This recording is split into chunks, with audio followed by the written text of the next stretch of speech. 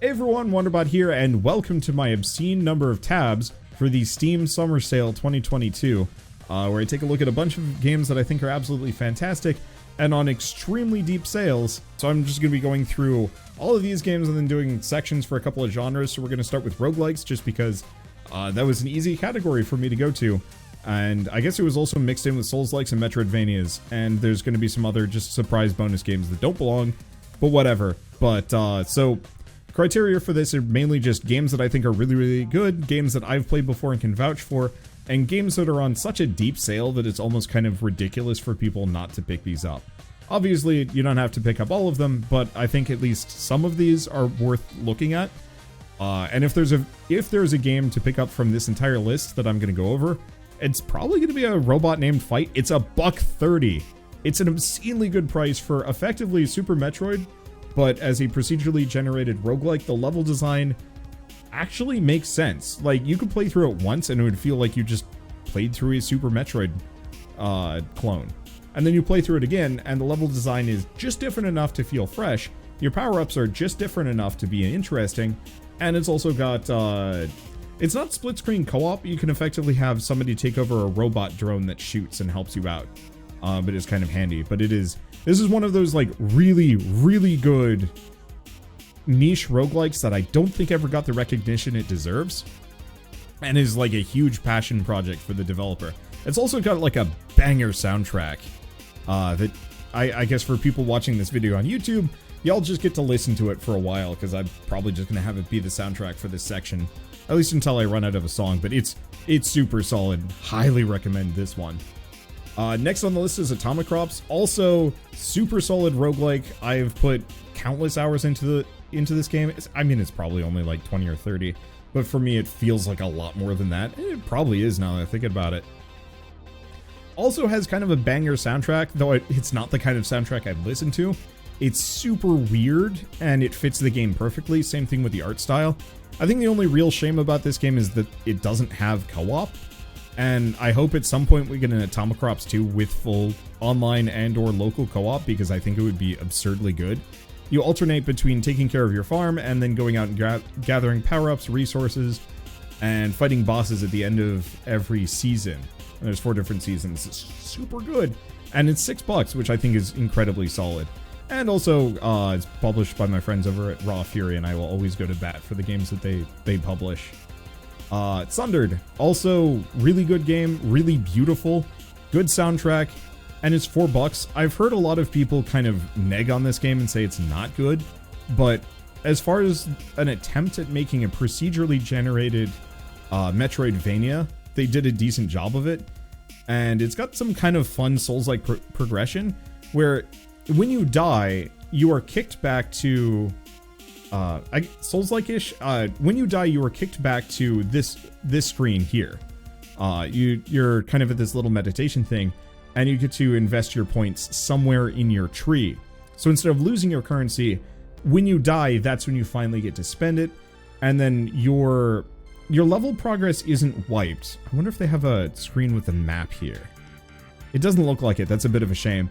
But so you have fixed points on the map that are always there, but every room in between is procedurally generated. So your path through every level changes every time you die. So if you're really good, you don't have to deal with it. But if you die a couple of times, it means that it's not going to be the exact same experience every time you go through, which I think is neat. And it also has a really lovely handy illustrated style that really, really shows like the quality that Thunder Lotus brings into their products. They're also the people that made Jotun and Spiritfarer, which, like, kind of complete... Wow, actually, that's a good sale. Sure, we might as well just dive onto this one. It's a complete tonal whiplash to go onto Spiritfarer, which is, like, kind of depressing. Spiritfarer was also depressing, but Spiritfarer and Sundered are both depressing, but for kind of different reasons. But $10 for this game is really good. Very sad. I've never actually finished it because it makes me so sad, because it's a game about moving on and loss and death, and makes me cry and whatnot. But at the same time, that's what makes it so beautiful. I already own this game on Good Old Games. I don't own it on Steam. I don't think that matters too much. That's why I've ignored it.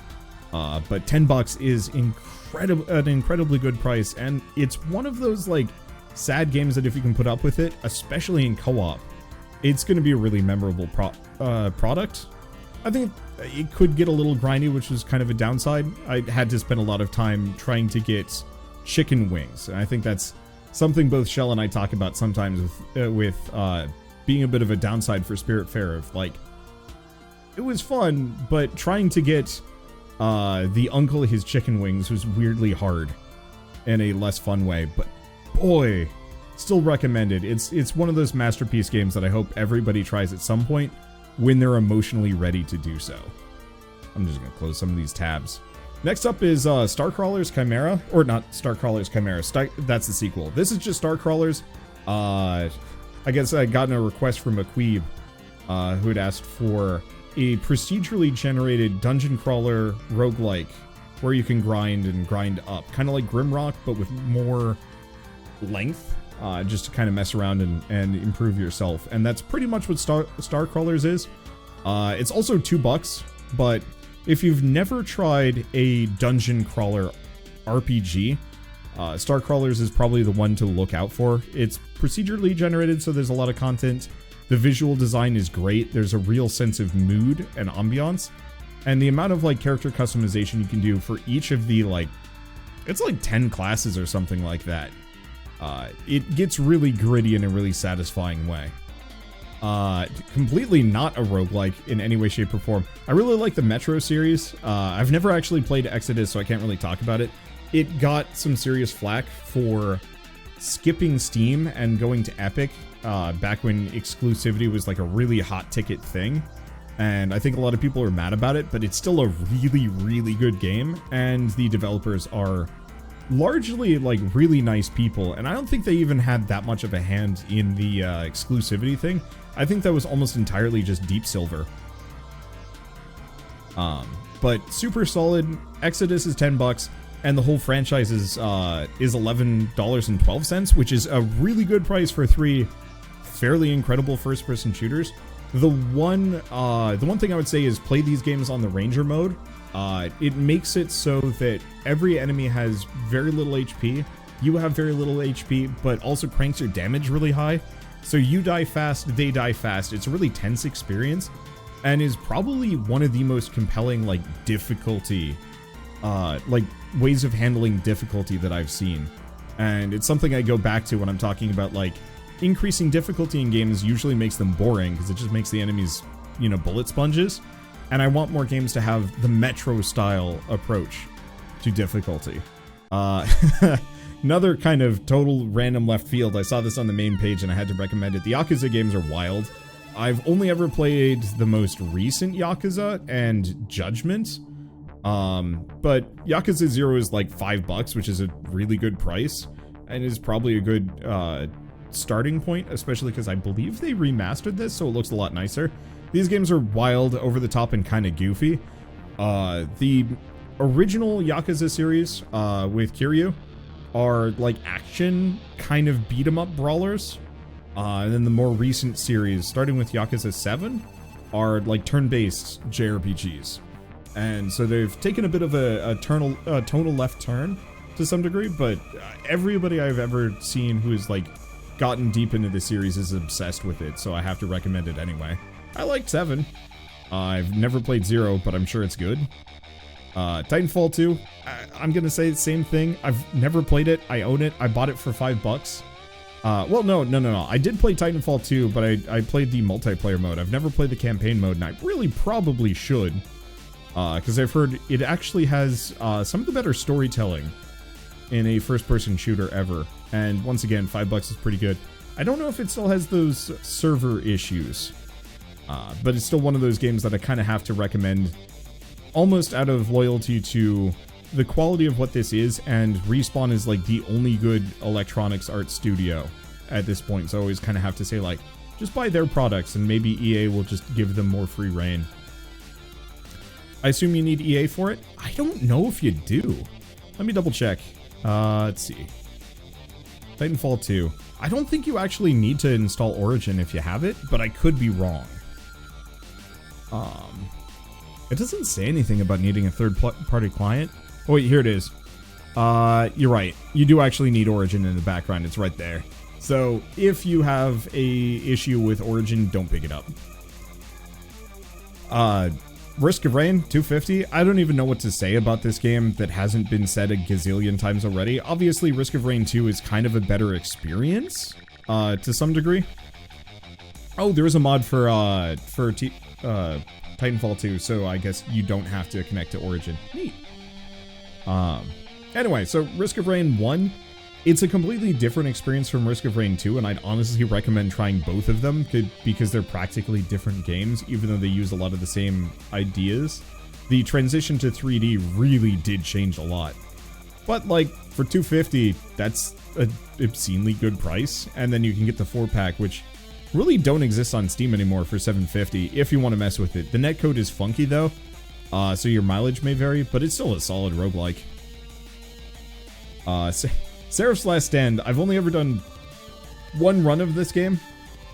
It's kind of like, it reminds me a lot of Vampire Survivors and a lot of the other bullet heavens that I've been playing recently, but it plays completely differently. It just kind of has that vibe. And the game is normally $1, but now it's down to 80 cents, so it's kind of one of those where, like, what are you losing if you pick it up? You could load the game, play like half a run, and still get your money's worth. Like, I hate the concept behind $1 per hour, but this game exemplifies it. Most of the bullet heavens kind of do, but this one especially. On the flip side, there's Wizard of Legend. I don't want to say it's not for the faint of heart, but this is actually one of the harder roguelikes I've ever played. If you have issues with reflexes or skill-based roguelikes, you might want to stay away from this one. Just because, like, I could barely do well at it, and half of my ability to be good at it was purely just, like, trained muscle memory and dumb luck. But, boy, it's really good. The amount of different things that you can do with your, like, the different spells, the upgrades, the relics. And it does have co-op. It's not shown here. Maybe one of the screenshots shows co-op? Nah. But yeah, you can play it full co-op with a friend if you want to. It's blisteringly difficult, but it's a ton of fun. Okay, next up is Crypt of the Necrodancer. I'm just keeping that in, whatever. Crypt of the Necrodancer is a really good roguelike that I just cannot beat. I cannot play. I have no rhythm, which is a problem. But this game has a lovely style. It's really fun and arcadey, and the music is incredibly good. Unfortunately, like I said, if you've got no rhythm, this one's a little tough. There is a mode that turns off the rhythm mode. And if you've ever played, like, Cadence of Hyrule, which, like, if you've played Cadence of Hyrule, how have you not heard of this one before? But, like, they're really solid, kind of traditional old school roguelikes, but without the length or the... I don't want to say the bloatedness necessarily, but it's a very streamlined experience, and it's a ton of fun. Let's see. What else is there? Barony. Flip side, this game is brutal. It is not fair. It is almost kind of not fun. But if you want to engage in one of those, like, extremely punishing dungeon crawling experiences in multiplayer with friends, this is probably the one to look at. It's got a 4-pack, which, once again, rarely exist on Steam anymore from what I've seen.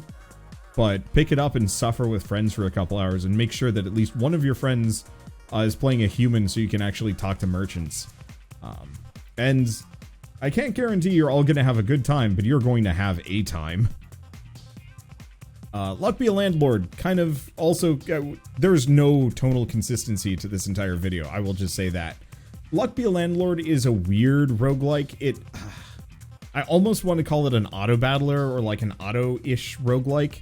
It's not quite a deck builder, it's not quite an anything else. Effectively, you're filling out a slot machine with different symbols. Each one does something weird and stupid and potentially incredible. So, like, these things are dice, rolling 1, 2, or 3. These are curses that actually have detriments but are worth more. Apples are just worth more but has synergies with other things. This is a capsule that I think has an item in it. This can be broken by certain creatures, other symbols or relics, and it'll have like a spirit that pops out of it that is worth more. This, if you use a key, you get a ton of money, and so on and so forth. It's weird, it's confusing, it's strange. I've never seen anything quite like it. But at the same time, that's what makes it so good. It's got a demo too, but it's also just like $5.50 for the, you know, for the game at the moment, which I think is fantastic. And I know the developer is a good dude. And, you know, honestly, I think a lot of developers are good dudes or dudettes. But this guy, every time I've engaged with them, they've just consistently proven themselves to be a good dude. Speaking of good dudes, Nova Drift. This one's near and dear to my heart. Nova Drift is one of those games that I actually got access to. It was like 3 months before the game actually came out. I should stop highlighting things. Chimera just randomly sent me an email and been like, hey, you want to try this out? I'm like, hell yes! I'm going to be playing at least some of it immediately after I'm done recording this video. But Nova Drift is... if you've played Vampire Survivors and you haven't heard of this game, I'd highly recommend it. Nova Drift is the only game that I can say is both a bullet heaven and a bullet hell. It's really hard, honestly, maybe unfairly hard at times. I almost wish there were more difficulty options. But you can do some really wild stuff, from giant homing laser beams to, I mean, look at this total rainbow. But you can build for anything, and it gets really wild. This is all the perk trees. I guess if you've seen 20 Minutes Till Midnight recently, or 20 Minutes Till Dawn, not midnight, it actually uses its entire upgrade scheme based on Nova Drift. And so this is kind of the OG, and it has a lot of options. It even has a thing called wild mods for even more procedurally generated mods that you can pick over and over and over again to really push a build to the nth degree. Assuming you can live that long. But it's also, it's not the cheapest game that I'm going to be covering today, but it's definitely one of those that I wish more people tried it because of just how good it is. This is a labor of love to the nth degree, and the developer is a lovely guy. Random anecdote that I'm just going to throw in here. The dude lived in Thailand while making this game to save money. While his wife was teaching there as kind of like a, you know, live and work in a foreign country, cut down on bills and whatnot. And so he came for PAX West. I hung out with him for the day, and then I took him out to Thai food like an absolute troglodyte. I didn't even think about it until afterwards, but I was just like, why did I take the guy that lives in Thailand out for Thai food? It was the only restaurant I knew in Seattle at the time, and I knew it was good, but still, oops. So what is a bullet heaven? A bullet heaven is a reverse bullet hell. It's a term that I've been throwing around because I think it's an incredibly good genre name, specifically for 20 Minutes Till Dawn. Nova Drift, which kind of is retroactive because the genre has popped up after Nova Drift came out. But so Vampire Survivors, 20 Minutes Till Dawn, Nomad Survival, list goes on, and it's probably going to get way thicker over the next year because there's going to be a lot of them. But effectively, you are the source of the bullet hell. Whereas normally, you're just a tiny little ship trying your best to avoid everything. Okay, here's some Hammerwatch. Let's move on a little bit. This is a really solid dungeon crawler roguelike.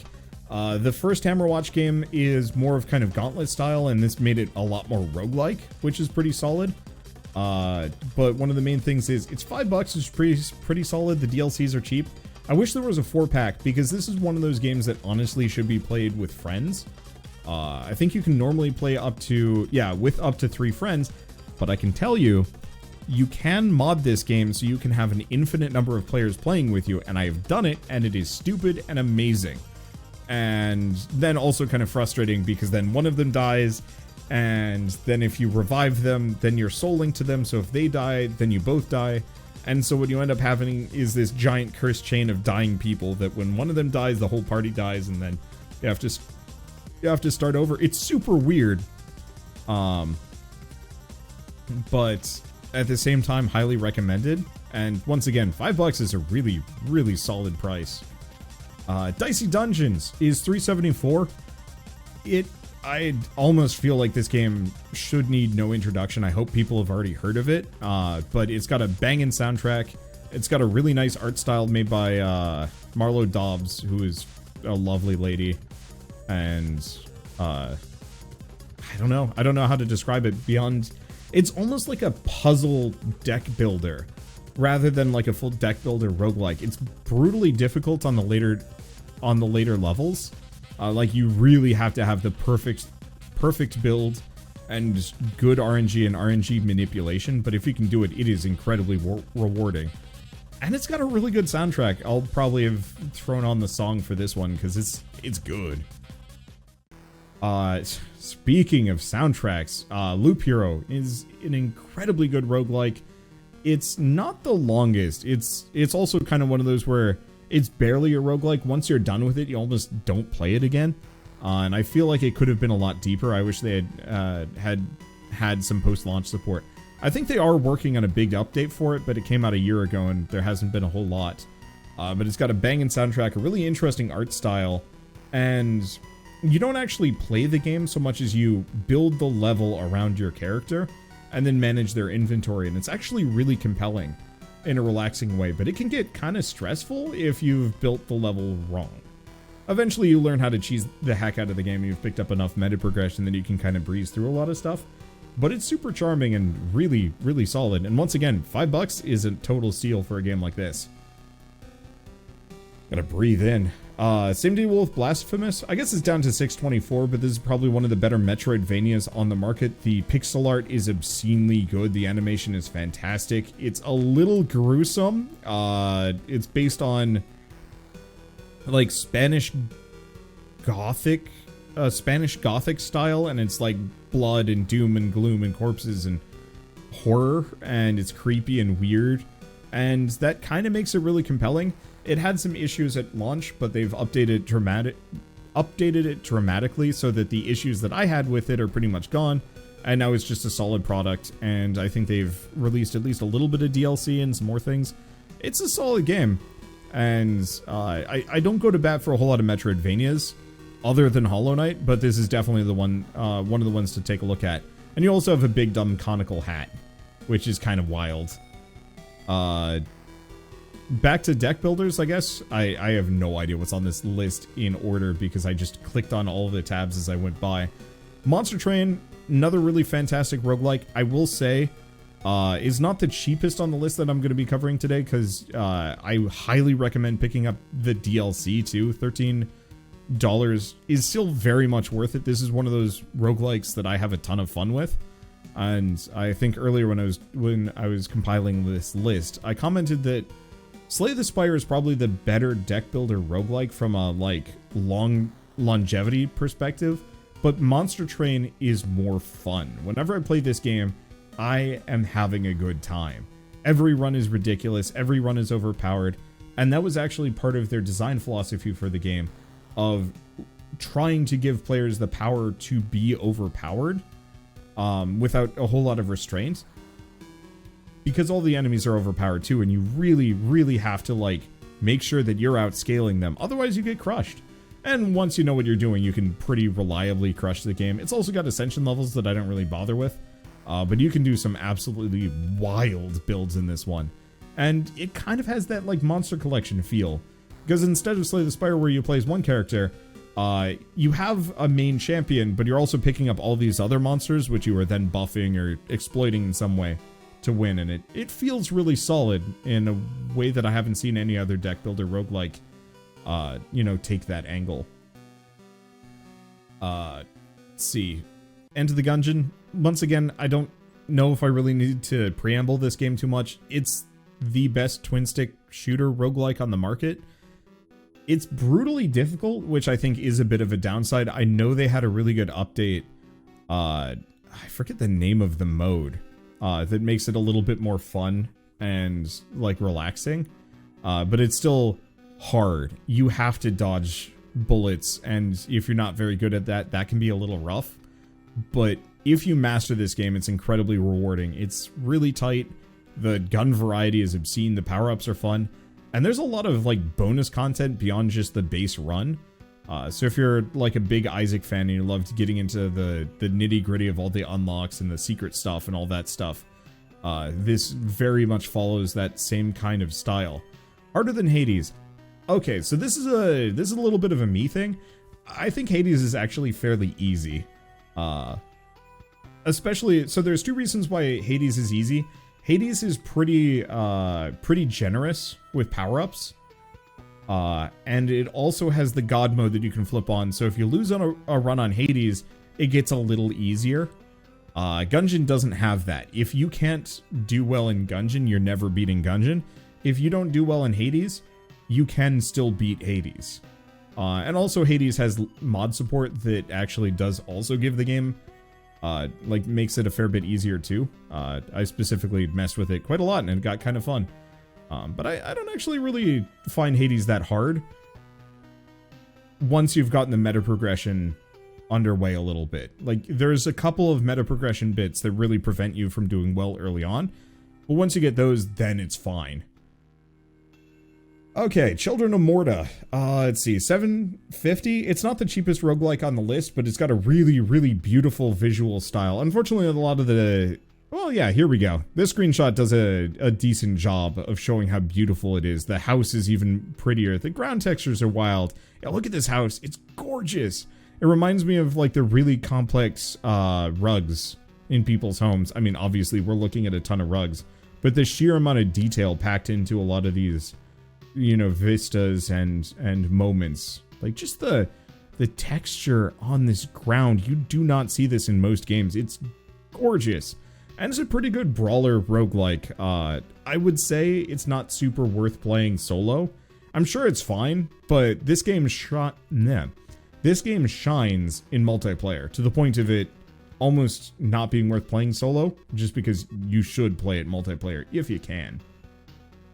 And that makes it a lot more fun. I played it with Shell. She's not much of a gameplay person. She's not much of a roguelike fan. And she loved it the whole way through. I'm just gonna get some air. Don't Starve Together. Played this with my brother. It was a ton of fun. I played with the RPG leveling mod and it made the game silly. But it's $5 for a sandbox survival. Okay, I'm gonna call it a roguelike, but it's not really, especially Don't Starve Together, where you can pretty much turn off death, which is actually kind of nice and a lot more fun. I wish it had the full range of content that's available in Don't Starve, because I think there's a bit of a content mismatch. But if you want a couple hours or dozens of hours of fun with friends, Don't Starve is worth checking out. You know, just play one session, burn your town down and then stop, or your base down and then stop. Yep, that's fine. Freeze during winter, also fine. Or live through like an infinite number of seasons and actually go fight the last boss. It's a thing that you can do. There is an end to this game. It's just most people don't make it because most people burn their base down and then quit. But for $5, it's kind of hard to go wrong with that. And you can play it solo, and it's still like a solid product and experience. Slay the Spire. I feel like this is obligatory. Once again, not the cheapest game on the list, but I have put in how many hours into this game? Does it not say? What? I know if I pulled it up on my actual Steam library, I could tell you, but I had nearly 200. No, I have over 200 episodes on YouTube for this game. It's incredibly good. The build variety for each of the 3 characters is pretty wild, and it's got like fully featured mod support and a lot of it. So like if you want to play Problem Sleuth and Library of Arena, this is the game that you can do it in, and it's actually like a full experience. It's really good. And I know they're working on something else because they've been hiring some other people. I mentioned the artist for Dicey Dungeons. They hired her, I believe, to work on the next game. So that's actually super exciting for me, because a fusion of her art style plus whatever the Slay the Spire devs make, like, that's super exciting. Isn't there 4 characters? Oh yeah, you're right. I always forget about the last character because I didn't play with her that much. Because for me, it was originally just Ironclad and Silent, and then Defect came along, and he was like the last patch that I played. And then they added is it the Deva or whatever her name is? Yeah, there is 4 characters. I don't know. I just have not played her much. This character, whatever her name is. I always found her kind of weird. So, yeah, but also a Watcher. There we go. She has Deva form, and that's what I remember. That's like the only build I've ever done. Still, incredibly good game. If you don't have Slay the Spire already, I'm confused. But it's worth it. Maybe a little bit more like middling. Galactic Mining Corp is more of kind of a game that I'd recommend if you want to shut your brain off for a while and just have a good time. It's very arcadey, and it's not like the deepest experience. In fact, there's not that much depth at all, but it has this nice incremental feel that you just kind of play over and over and over again, make little bits of incremental progress, incremental improvements on your mining ship, and then try again on progressively harder planets, going for, you know, deeper and harder to reach cores. It's charming, it's weird. I haven't engaged with the whole game, but it's one of those that I want to go back to just so I can shut brain off and kind of chill for a while. Dungeons of Dredmor. This one, it's a weird recommendation because the studio is dead and shut down quite a number of years ago, but is one of the best old school, one of the best traditional roguelikes on the market. The amount of build variety that you can get into is wild. I mean, look at all these different stats. I don't even know what half of these symbols mean, and I played like a couple dozen hours into this game. Little late, but you have 256 hours in Slay the Spire. Damn, is worth it. But so Dungeons of Dredmor has, like, I'm gonna say, you don't pick a class, you pick a bunch of different skills that make your class, and those can vary wildly from like lockpicking to digglemancy, which is like summoning drill penguins. It's strange, it's weird, it's confusing, and half of your builds are trash. But once you hit on that like perfect build with the right equipment, you can get pretty far, and the eyebrows will never not be funny. And also it's like $250. It's $5 normally, which is also really good, but $250 is a ridiculously low price for how good this game is. Well, should close that out. Not a roguelike. Book of Demons is actually closer to Diablo 1 because it's pretty much an aggressive homage to Diablo 1. You play as one of the 3 classic characters, sorcerer, rogue, or warrior.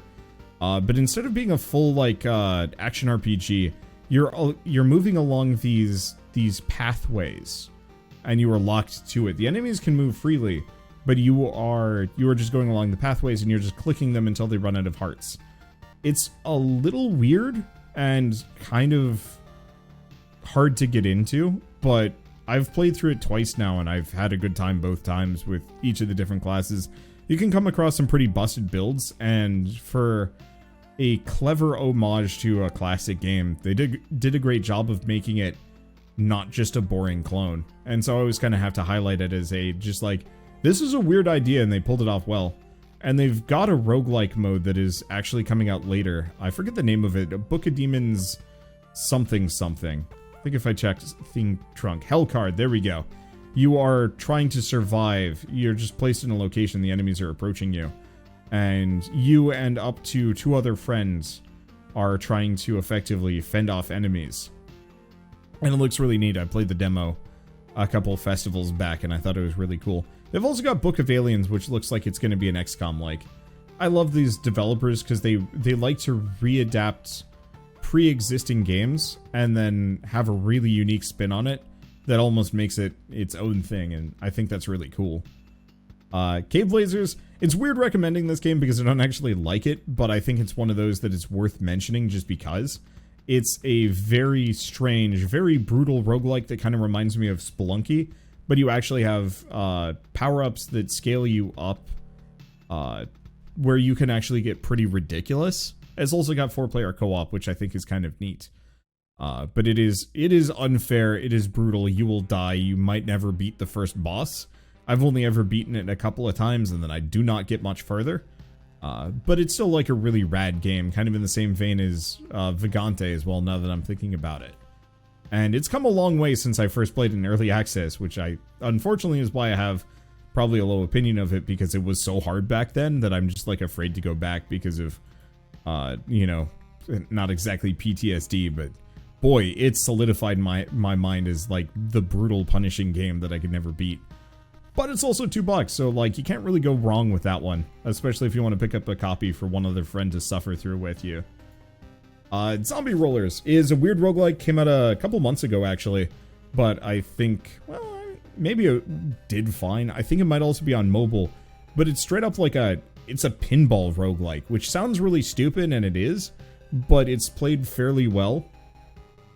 From like a I don't want to say like it's played straight because it's definitely like a comedy game, but the interesting build variety is pretty wild. I did like a Hellfire Penguin build the last time I played, and that was a ton of fun. It definitely doesn't quite feel like Pinball after a certain point, but if you want one of those weird roguelikes there's nothing else quite like it, this one is definitely up there. And it's fun. Let's see. All right, I think it's $6. I didn't scroll down to that one. Yep, $6, which I think is a decent price. Crown Trick is... I talk often kind of dismissively of old school roguelikes. For obvious reasons, they tend to be kind of... they tend to be kind of long, and the art styles tend to be not great. And Crown Trick is neither of those. The runs are fairly short, clocking in, I think, in about half an hour, maybe an hour tops. The elemental combos and status effects are pretty wild. The weapon variety is nice. And the visual style is actually really solid. It's nice to look at. And so if you've never really gotten into old school roguelikes, this is probably a good starter one. Or if you've tried them and didn't like them that much, this one's probably still worth a look. Just because it is that much of a kind of completely different product. And it's $6, which is, once again, really good price. Moon Hunters, this is $1.50, which is part of the reason why I'm recommending it so much. It does have, does it have online multiplayer? I think it does, or it did? I remember playing this with a friend online, but I mostly remember it for the local multiplayer, which, it's got a beautiful soundtrack, the art style is quite nice. It's got these beautifully illustrated character portraits when you get into the dialogue, and a lot of like kind of choices. The easiest way I could describe it is like kind of like Castle Crashers if it had more randomization, and you're kind of encouraged to play through it multiple times. So it's like very lightly a roguelike, but I'd mostly recommend it as play this with friends for an evening and you'll get your money's worth out of it, and it'll be nice and pleasant. Beyond that, I don't actually know too much more. I've beaten it, I think, twice now, and I got the same ending both times, and it was kind of depressing. But the music sticks with me. It was very haunting. It's also made by the developers of Boyfriend Dungeon, which I think is a lovely game. Gloom. Okay, this is a weird recommendation. It's probably the only game I haven't played on the list, but it's $1. I don't know. It just stood out to me as like $1 and had decent reviews, so I'm gonna just recommend it. I think it's solid. It's probably solid for that price. I'll try it out. I don't know, we'll see what happens. But I don't see a whole lot of games go by for $1 at 90% off. So I always have to recommend that kind of thing. Dungeon the Endless is $3. They don't have a 4-pack, unfortunately. It's a shame. I kind of wish it did, just because it does have multiplayer. But this is like a weird... It's not really a tower defense roguelike. It is. You build towers, but most of your strategy is around unlocking new rooms. Every time you do, a new wave of enemy spawns, attacks your characters, attacks your defenses, tries to get at your core, and you know, they're trying to break it, so you lose.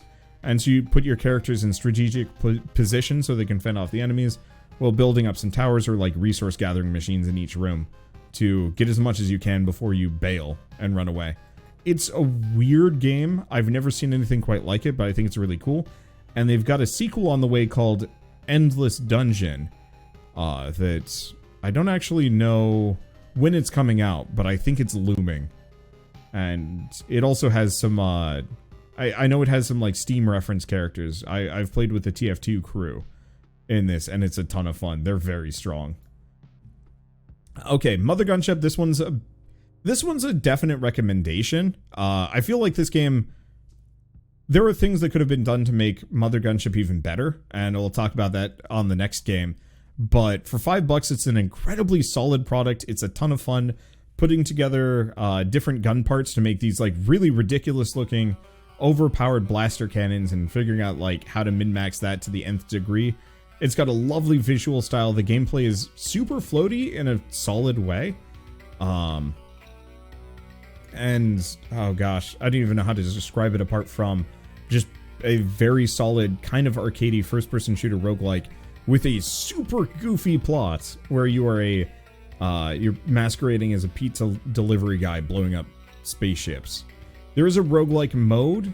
The whole game is kind of roguelite-ish, and there's like a full roguelike mode, but mostly I'd just recommend playing it for the story and then stopping when you're done, because unfortunately it never really crystallized as a proper roguelike, but it is still a solid product all the same.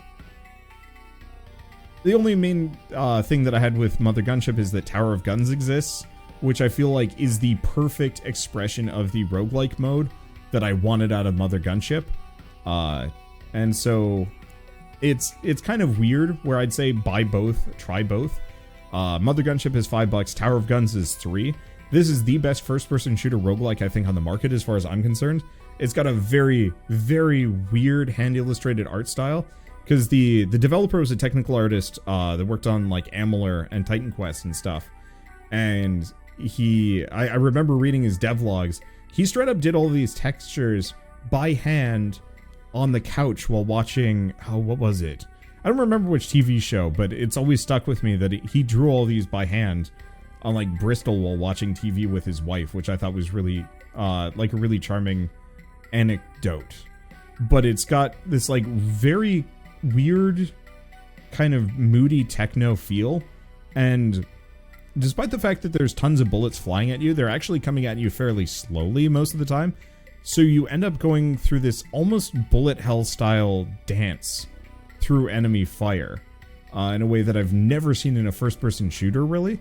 And it feels super solid and very Quake-ish. I've got a long history with Tower of Guns, and I will always recommend it because I think it's an incredible product, and it's always such a shame that it only has 455 reviews on Steam. Like, if this game could ever hit 1,000 reviews, somehow I would be the happiest camper, because it is really good, and I feel like roguelike fans are missing out having not tried this. Downwell is kind of one of those weird not a risky recommendation, because it's not, it's a buck. I've never, ever gotten past the second level of this game. It is brutal, it is hard, it is almost maybe not fun.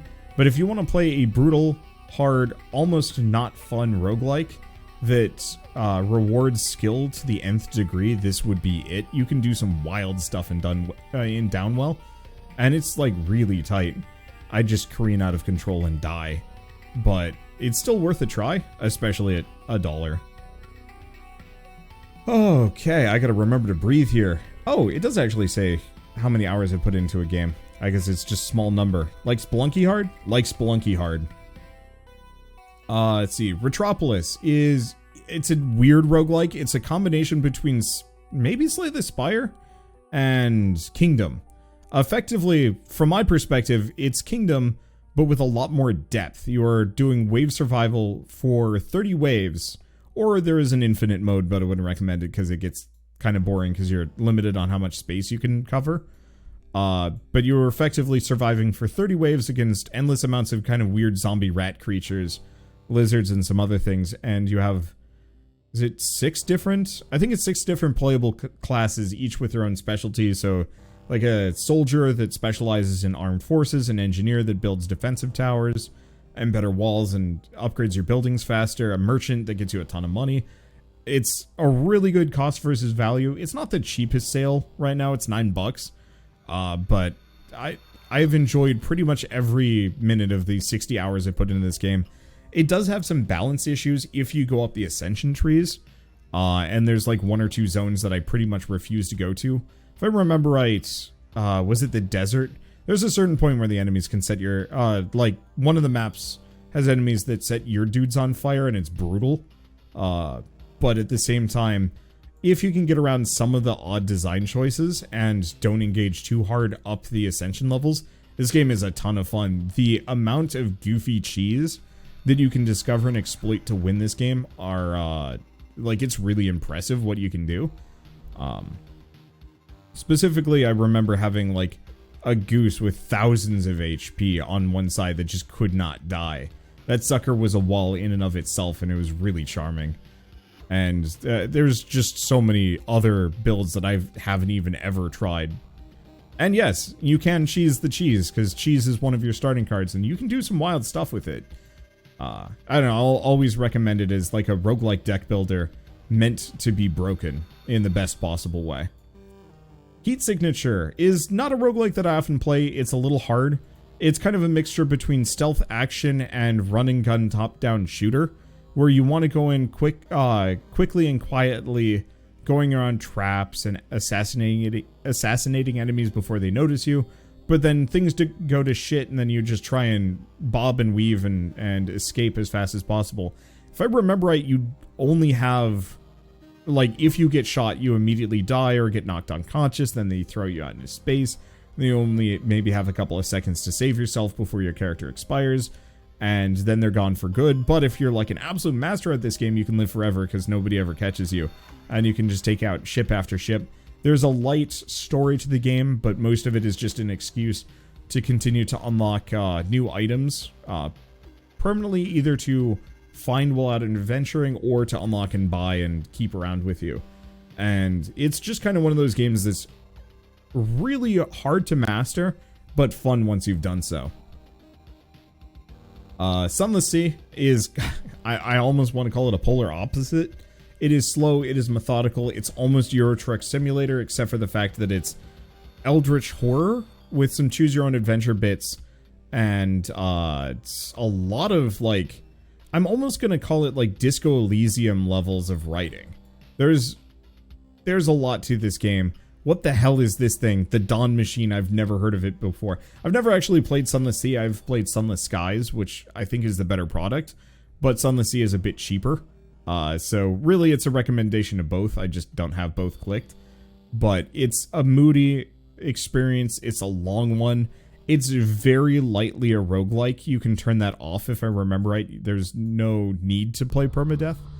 But it's a weird game, and it's recommended if you want to try something completely different that almost, like, no one else could replicate this. Probably. Everspace, it's a light recommendation. Frankly, I like the sequel better that is not a roguelike. It's just a proper Freelancer style game, whereas this is Freelancer, but as a roguelike, with pretty heavy meta progression. Each one of these nodes, after every run, you get currency that you can invest into them, improve your ship, and then eventually, you know, beat the run or something like that. It does have a story, which is actually kind of nice. Every run, you get a little further, you get certain events popping up, recurring NPCs, and whatnot. I have not finished it. I usually get to the first boss, get clobbered, but at the same time, it's a beautiful game. The gameplay for like a dogfighting, just a dogfighting game in general is solid. And then once again, $5 is a pretty decent price. And I'd also once again just recommend Everspace 2, which is not listed. Huh. Weird. I don't know why it's not listed. I don't think it's on sale though. Yeah, it's also not cheaper. That's the other thing. This is not really much of a sale, but is good. And I really like the almost kind of toyish look that the ships have. It's kind of pretty. Surge 2, we're just gonna... I really gotta stop highlighting things. It looks awful whenever I do that. Surge 2 is weird. I'm not big on recommending most Souls-likes just because most of them are kind of clunky and odd. But I really enjoyed the Surge 1. It had kind of a neat visual style. And I loved the idea of cutting off bits of enemies' exosuits to specifically get those parts, which then you would use to upgrade your own, or, you know, you would just unlock that part as a result. It made for kind of an interesting style of gameplay, and the Surge 2 did an even better job of improving it. I've never actually finished the Surge 2, and I never did the Surge 1's DLC. But if you're looking for Souls game that isn't Dark Souls, these are probably the first I'd start by recommending. Especially because, like, Surge 2 is only $7.50, which is a really, really good price. I think the dual pack is absurdly low, too. It doesn't actually tell me the price tag, sadly. But it's worth looking at all the same. First one's a little claustrophobic, which I think was the big downside to it, whereas Surge 2 improved that dramatically. I just never finished it because I found some of the bosses got a little too hard for me. I just didn't want to deal with it. I found them insurmountable. So this is one of those super weird roguelikes that once again, I don't think anybody else could ever make this game. I don't think anybody else will. Frankly, I would actually almost describe it as Oregon Trail, but as not Oregon Trail in any way, shape, or form. There's just kind of that feeling of resource management and overcoming difficult obstacles without spending too much or hurting yourself too much or getting set back. And if you make a wrong decision somewhere, it could actually spiral out of control and you lose. It's weird, it's charming, it's got a lot of different options too, because I know every time you level up you get different perks that push you in one direction or another, and you can really do some wild stuff with it. And I remember, at least my first run of it was a fairly, despite the name insurmountable, I don't remember it being particularly hard. I got to explore quite a lot, and I never really felt like I was running too low on resources. I think I almost froze at one point, but it was charming all the same. And yeah, it's $10, but I still think it's one of those that if this kind of game looks like it'll appeal to you, I think you'll get your money's worth out of it if you dive into it. Lumencraft is weird because it's early access. Oh, I guess that's the answer. It's 20% off, but it's normally only $12. I was like, why is this game on sale for such a deep sale? But the answer is, oh yeah, it's weird. I can't actually see the bundle info for these, I don't think. Because, yeah, it's down to $9.59, but I believe if you pick up the Anomaly 2 X Lumencraft bundle, it's even cheaper. At least somebody was saying that much. Oh, they also made? Or maybe they're just under the... they're probably just under the umbrella of the people that did Mech Mechanic Simulator. But this is like a 2-hour-long pseudo-roguelike tower defense, base defense mining game. It's still very early access and missing a lot of content, but I enjoyed the 2 hours that I put into it. I think they're adding multiplayer. I know they have local multiplayer, but I think they're adding possibly online multiplayer later. Slasher's Keep is a completely different style. I really have to stop doing this. A completely different style of roguelike. It's a first-person hack and slash one. There's not a lot of enemy variety, but the gameplay is kind of solid. I don't want to call it like chivalry because it's not quite, but you want to focus on parrying and then riposting. And the biggest sell of this game is that it has like a really intense roguelite feel, where when you die you get to keep certain perks that you'd mastered on previous runs, and also possibly got to save some equipment that you sent down a chute for your next character to play around with. And it can lead to some pretty wild, busted builds if you're playing long enough. I think the base game's run duration is like 10 floors, but I'd recommend extending that pretty dramatically so you can really engage with making silly equipment and getting some like wild, busted perks. Because if I remember right, one of the tricks to go for was like super discounts on everything and using that to buy the best equipment possible. And it's also got a lovely kind of cel-shady old school dungeon crawler look, which I guess it kind of is. And I know it's getting an update fairly soon. I don't know what that update entails, but if I remember right, oh yeah, content update 1.32 on default branch, so I guess it might even be available. Adds water, wine, and lava as alchemy reagents, new skill, some other stuff. I don't think the updates are particularly big. The biggest downside of this game is that there's only like 3 bosses in the game and not a lot of enemies to deal with, and you can kind of get stuck in the level geometry. But for like a weirdo $6 passion project by one guy, it's solid. I hope someday somebody takes this formula and makes a more fully fleshed out first-person hack and slash dungeon crawler with a lot of these mechanics, because I think it could be incredible and possibly spawn a whole genre. It's just not ready yet. Or maybe that developer just hasn't happened yet. Or maybe Damien will make a sequel that is that. Who knows? I'm just hoping it happens, because it would be great. Tales of Maj'Al, old school, traditional roguelike. I don't think you can get even any more traditional than this. It does have overworld exploration. I know you can turn off the permadeath if you want to, but there's incredibly deep character customization, tons of equipment, It doesn't look like much. That is the one downside. A lot of the art is very murky. But if you want to get really, really deep and nitty-gritty into an old-school roguelike, this is probably the one to try. This or Caves of Cud, which I don't think is on sale, so I'm not even going to bring that one up. Because, yeah, Tales of Maj'Al's base is $350, and you can get the DLC for... I think you can get the whole thing for $10, or maybe just $8. But it's super solid, and worth trying if you ever want to get into kind of this side of the roguelike genre. Crawl is, honestly, frankly, barely a roguelike. I wouldn't even really consider it as such. It's a party game.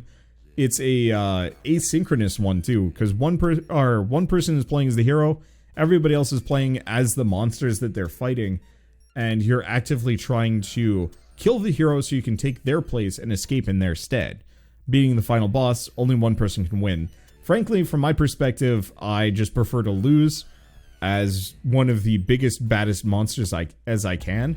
Because the longer you play as a monster, the stronger your monster gets. And so I would actively lose as the hero so I could become an even bigger, badder monster. And it got pretty wild and a ton of fun. Oh, Caves of Cud is on sale. Alright, let's just let's just search that. Caves of Cud is barely on sale. I will recommend it, but this price is very much a get Maj'Al first. And then decide if you want an old school roguelike. Especially because if Maj'Al looks like a murky mess, this is text gibberish. They have been adding pixel art to make it look better, which is quite nice. And development is pretty active on this, if I remember right. And if I remember right, the developers are turbo socialists. Which...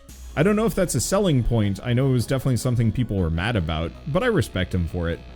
But I'd still say start with Maj'Al first. Okay, this is not a roguelike. I don't remember. Oh, right, this is because it was a Metroidvania. Monster Sanctuary is the best Monster Collection game I've ever played. The only other one that comes close is World of Final Fantasy. This game is absolutely stunningly fantastic.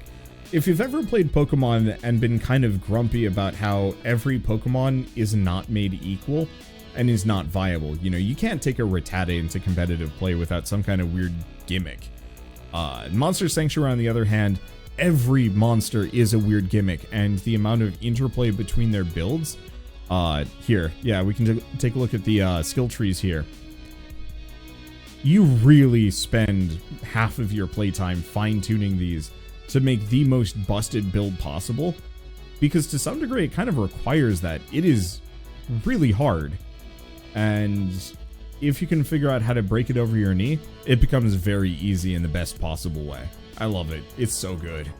And I know their next game is going to be a Monster Collection roguelike, which I'm really looking forward to.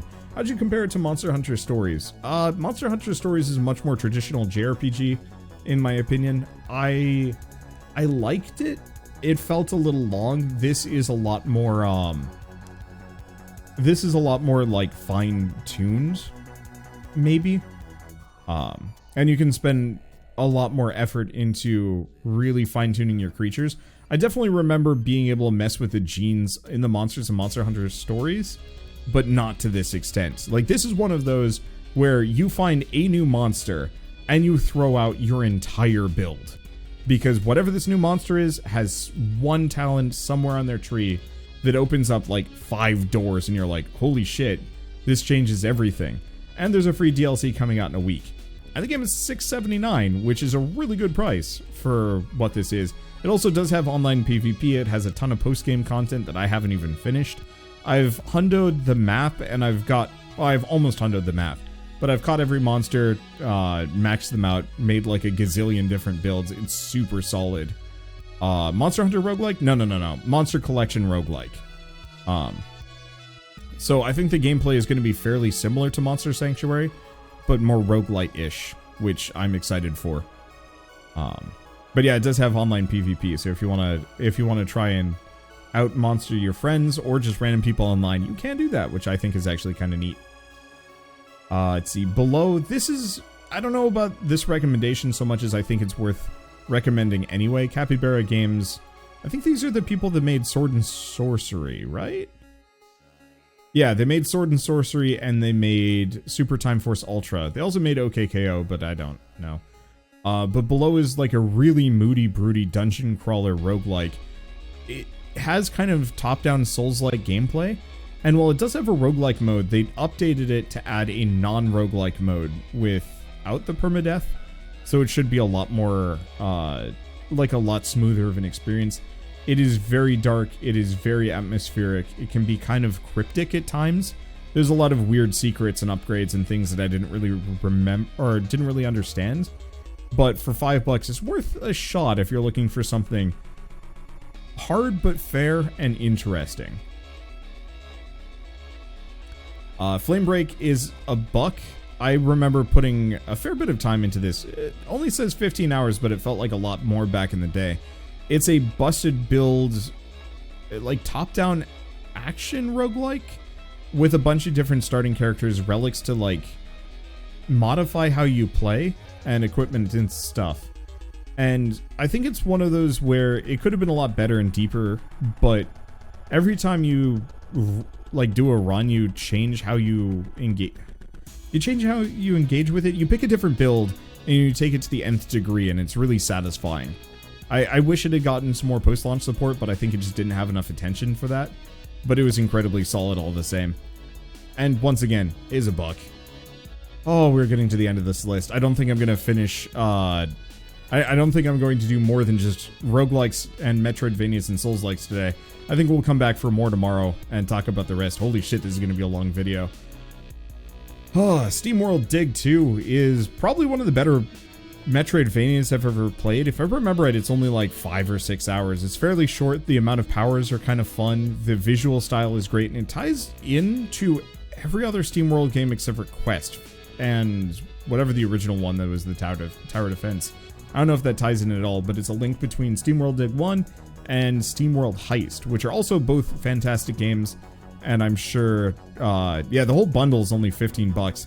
Like, in fact, I'm not even really here to recommend Steamworld Dig 2, I'm just recommending the whole bundle. Because every single one of the games they've ever made has been incredibly solid. Heist is a side-scrolling XCOM-like. Steamworld Dig is kind of just a dig and grind platformer with very light exploration that Dig 2 turns it into a proper Metroidvania.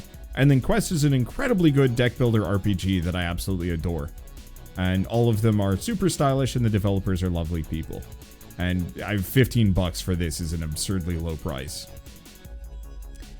Gato Roboto is a old school Metroid style action platformer. I mean, it is pretty much a Metroid demake. We were playing a cat in a exosuit. It's only 4 hours long, but the game itself is fairly cheap. It was $8 originally, and it's down to $2.40, which is super low. It's a charming experience. It's nothing more than you'll spend an evening on, but I think that's actually really important. Many games tend to take, you know, half a month to finish. You know, I'm playing through Dragon's Dogma right now, and that is time consuming in a way that it almost could have been shorter, whereas Gato Roboto is short and doesn't really feel like it needs to be longer, which I have to respect a lot, especially for that price.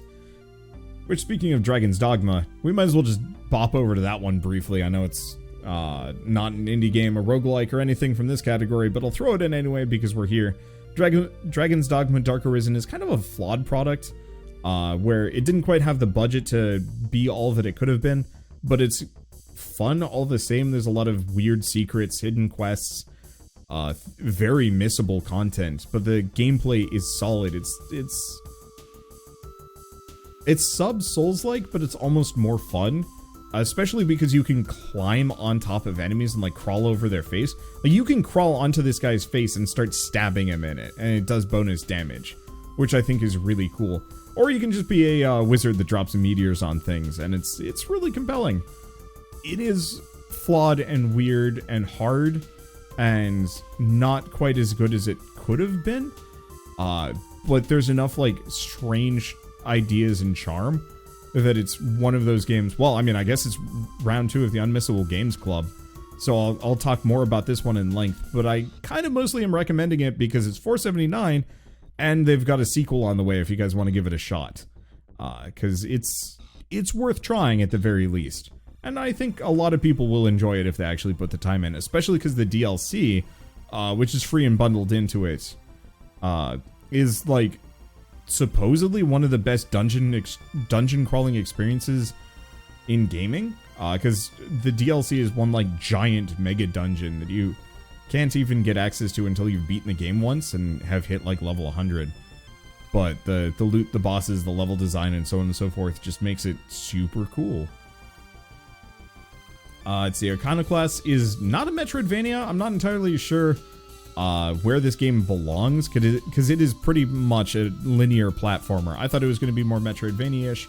It's not, but it's charming. It's got a lovely pixel style. Joachim Sandberg is kind of a tortured artist style of person, but he makes really solid games. I remember being really mad at the ending to this game because I got debated in what I now recognize as like an incredibly clever narrative move. But the main reason why I recommend it is just the lovely pixel art, the fairly solid gameplay, the interesting bosses, and the absurdly good soundtrack. And I believe it was all made by one person, which is always impressive. And it's $6, which I think is worth it. Toruum this is a very light recommendation, mostly for people that want to potentially share a roguelike with, well, I mean, honestly, with a younger sibling or a child. It plays a lot like Gungeon or Nuclear Throne, but it's not very hard. It's got kind of soft, cute art style. And if you ever wanted to, like, just pick up an endless amount of power-up relics from, like, Isaac or Gungeon or whatever, this one gives you dozens, and it gets kind of stupid. And it's $1.80. There's actually quite a number of games from this person's list that I'll probably take a look at. I think I even have Doomed to Hell in my I think I have it in my cart at the moment, which is more or less, as far as I can tell, like a deeper, better version of the same kind of formula, and it's only $4.80. But, you know, top-down shooter or isometric roguelike, twin-stick roguelike, I don't know, it doesn't matter.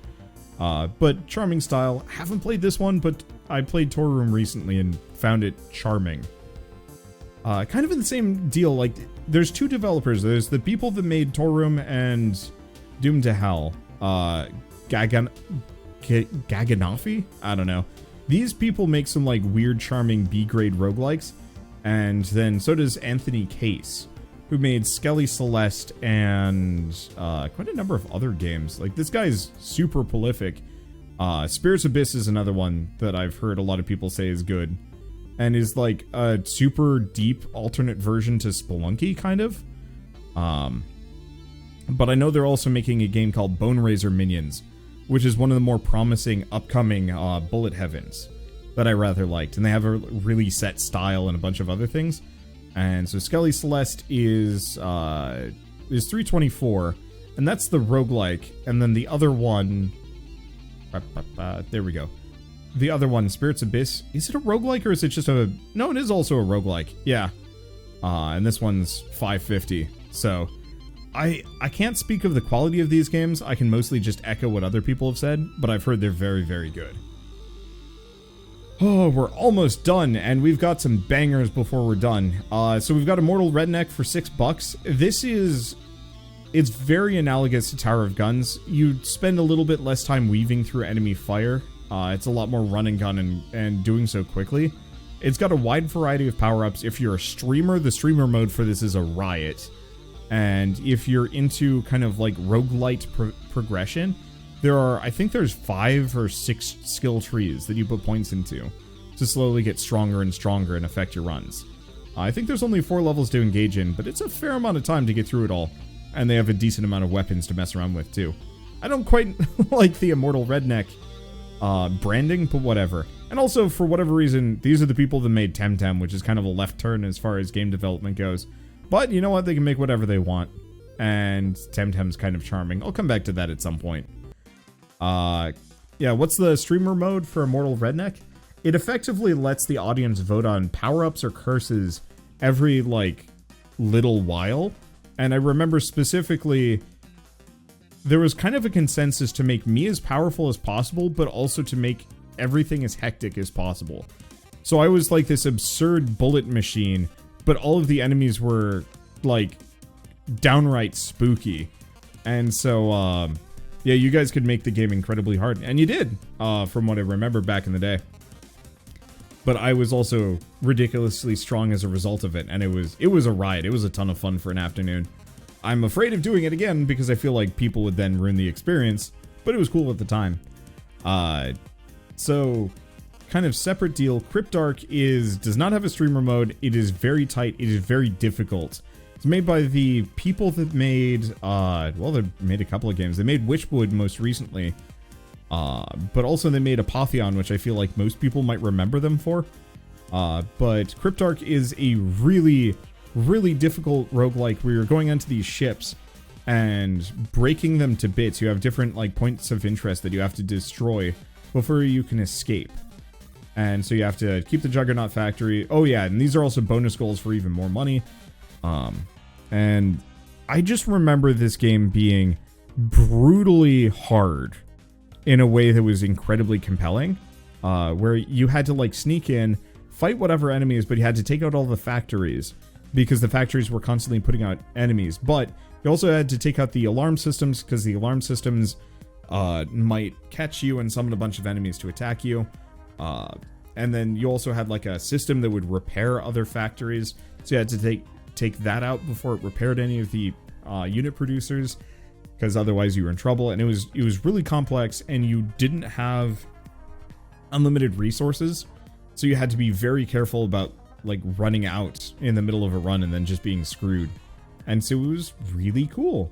And they are making another one called Gunhead that is a first-person shooter version of Crypt, which actually looks really, really cool. It's been in development for forever, as far as I know, but I got to play it at a PAX a couple years ago, and I thought it was neat. And so Crypt is worth taking a look at, especially for $374, because I think Gunhead is going to be a ton of fun, and Crypt is a good introduction to it. Next up is Dungeon Souls for $260. It's a weird roguelike. It has major balance issues, and the developers kind of... There was like one initial set of developers. I think it was like one guy. Then the team grew.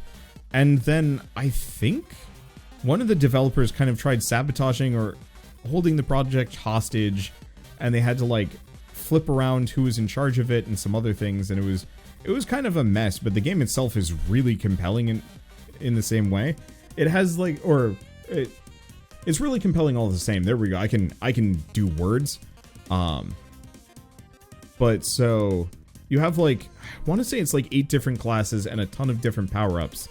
And the power-ups are kind of infinitely stacking, and like some of the really rare power-ups results in some pretty ridiculous power scaling. It was a ton of fun and kind of weird. And once again, for $260, like you could get deep into this game and really enjoy the process.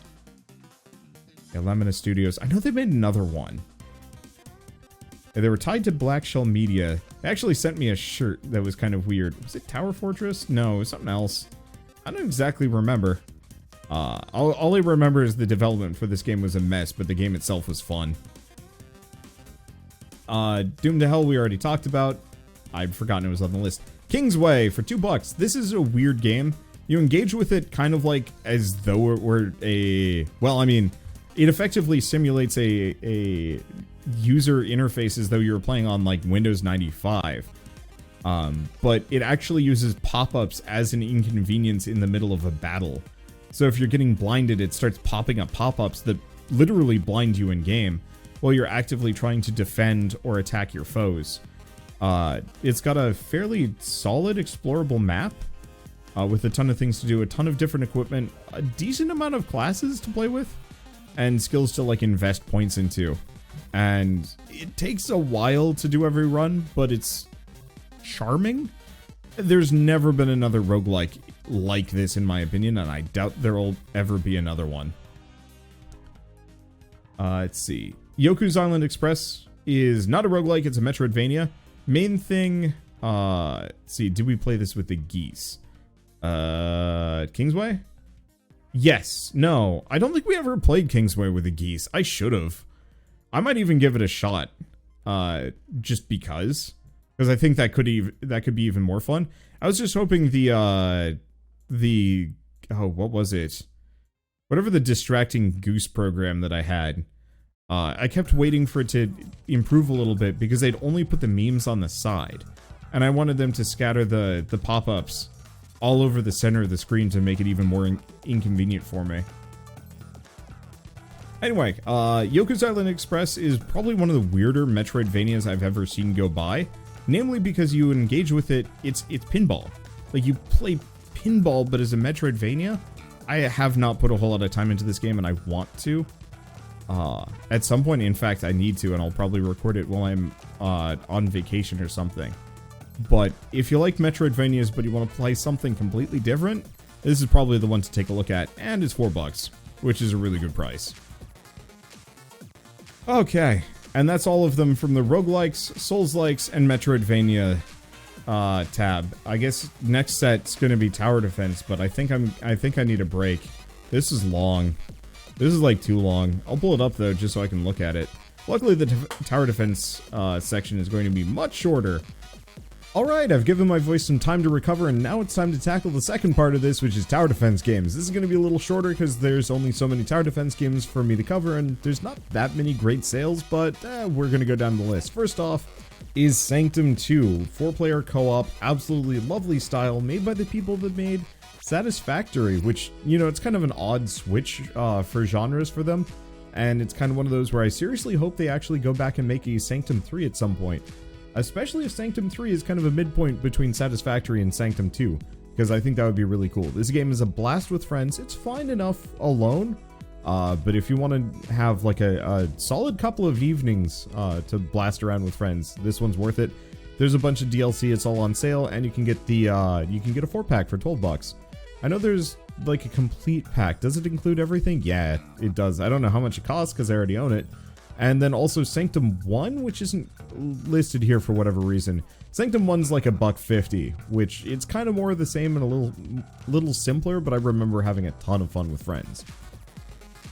Let's see. Next up is, I guess the page hasn't loaded, Gemcraft Chasing Shadows.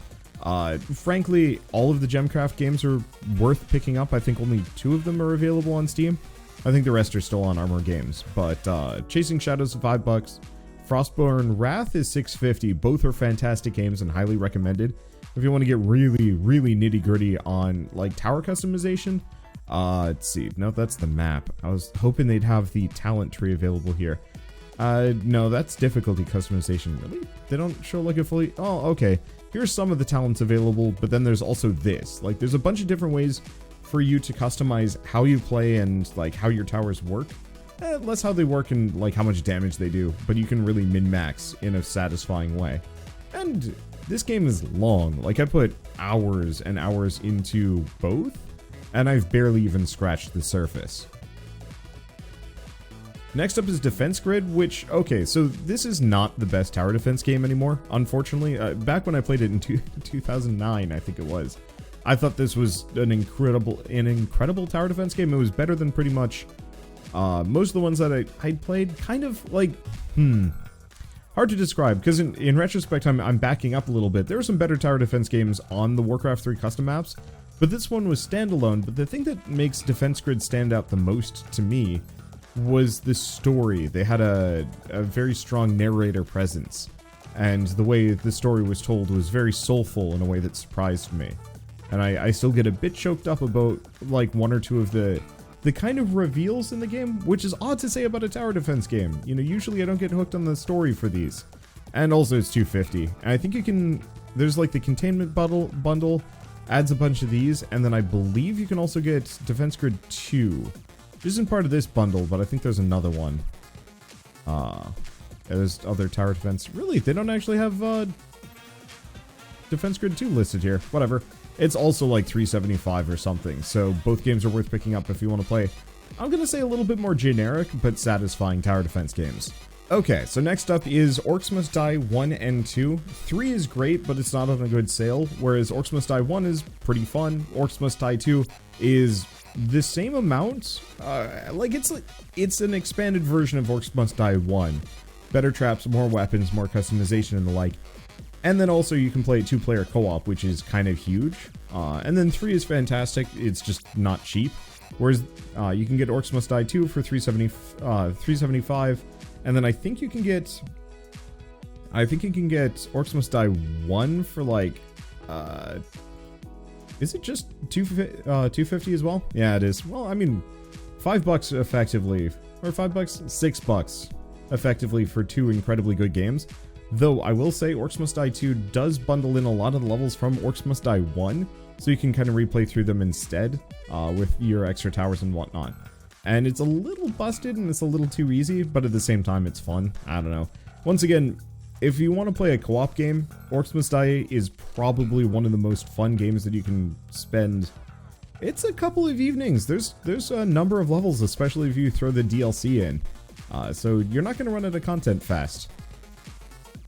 Next up is X-morph. It's a little bit more generic tower defense wise, but there's a couple of big things that make it work. One, it's got like physics destruction, so you can knock over the buildings in your environment. So if there's like a skyscraper next to where your defenses are, you can shoot it, knock over the skyscraper, and enemies, yeah, here you can actually see one of the skyscrapers falling. You can actually have this destroy the enemy tanks that are moving through, and then they can't pass this way, so it blocks the route off, and so they'll have to reroute for future paths, and all of these other guys would have to turn around and find another way around. So it'd be taking the left here and then going this direction to your core.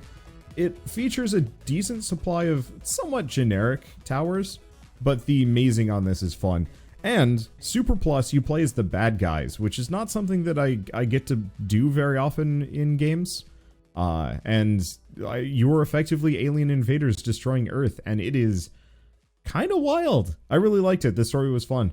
These are the people that made Riftbreaker, by the way. And it does have split screen co-op if you want to play with a friend or a sibling or something. Next up is Infested Planet. I will admit I've barely touched this game.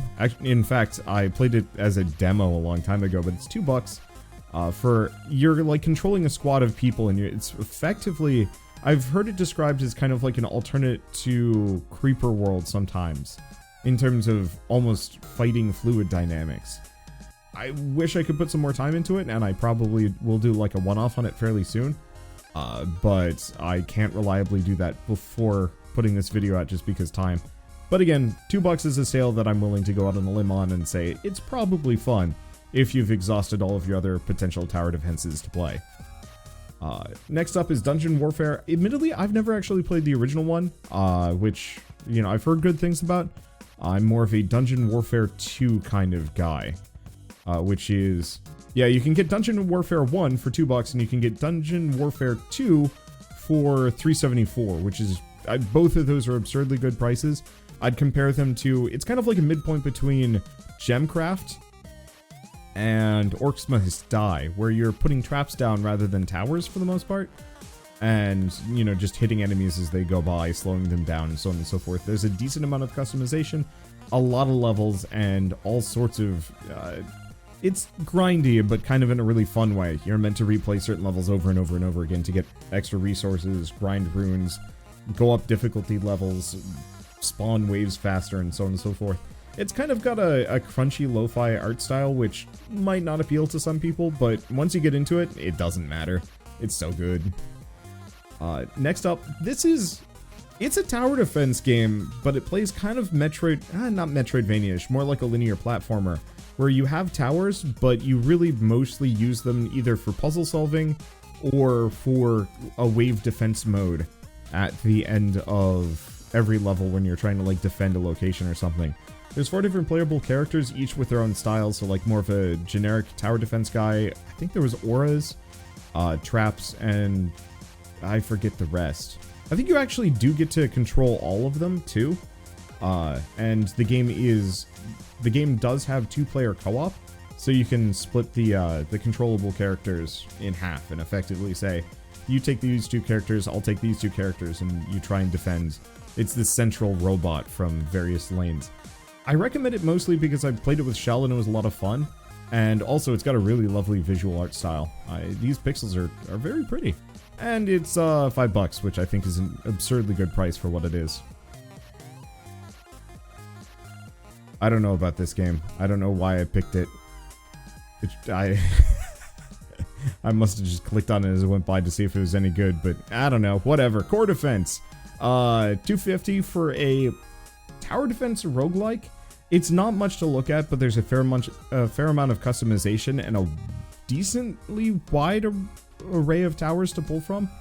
And so I've put, gosh, how many hours have I put into this one? It doesn't say. Why does it only say for some of these games? I don't know. It's probably only like 20 hours tops, but I had a lot of fun with it. And for $250, it's kind of hard to go wrong.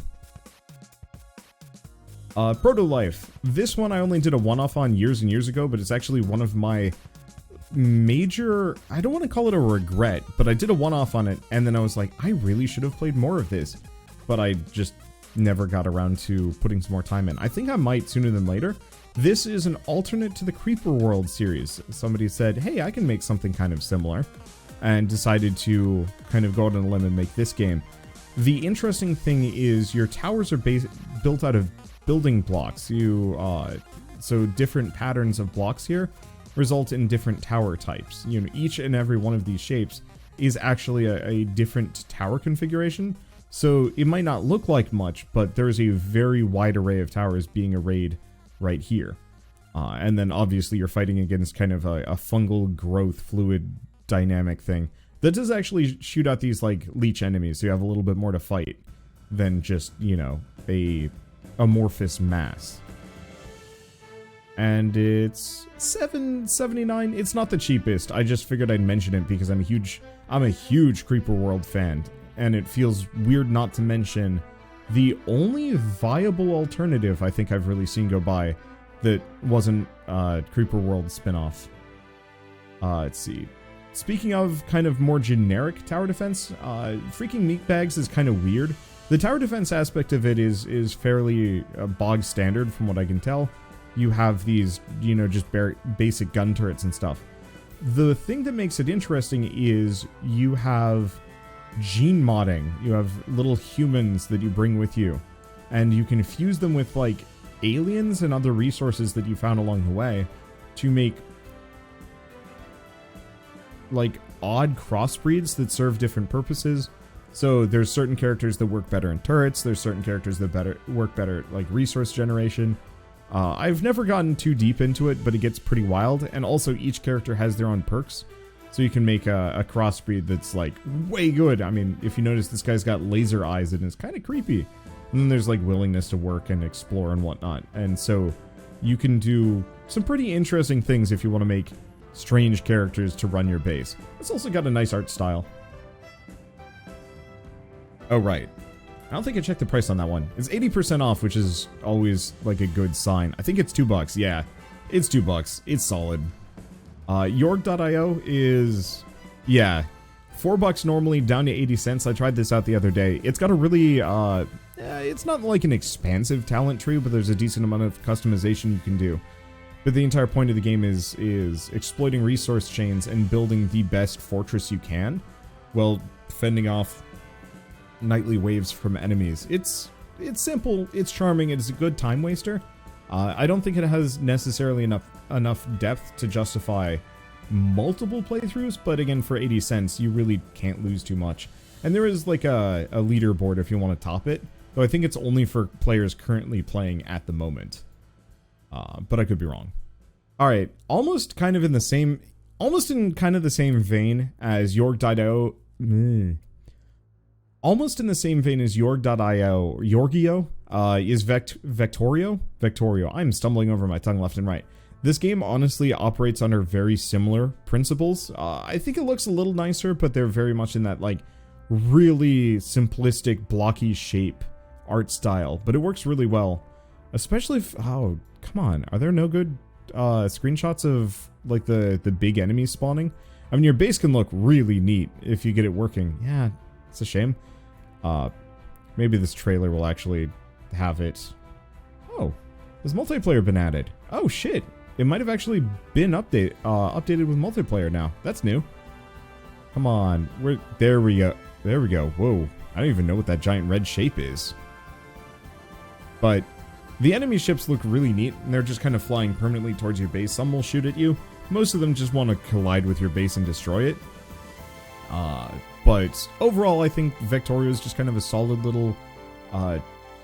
I'm going to call it like a turtling sandbox, because you're not really building out too far. You're just expanding your turtle as big as possible.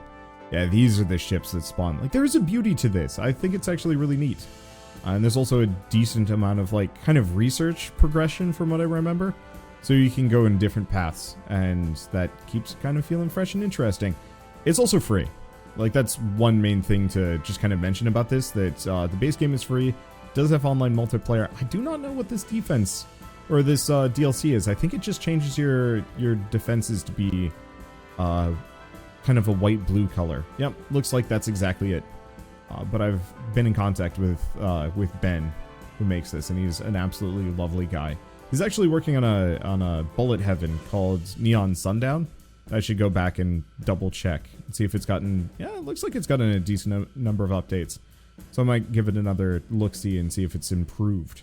Both of his games share very similar styles and aesthetics, and not exactly ideas. It's mostly the style and aesthetic, but they're both like really cheap and quick and pretty fun. But anyway, Particle Fleet Emergence is it's a Creeper World game. It looks like a Creeper World game. It doesn't quite play like one. Instead of being a full tower defense, you have ships. And the ships themselves are effectively mobile towers. You just can move them around, and they serve different roles.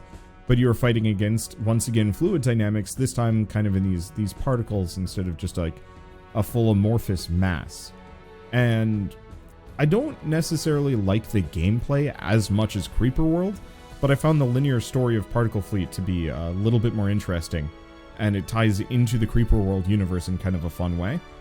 But it also has the benefit of having one of the best soundtracks I have ever heard in a game. I go back and listen to it often, and am always blown away by just how good and kind of emotional it was for kind of like a...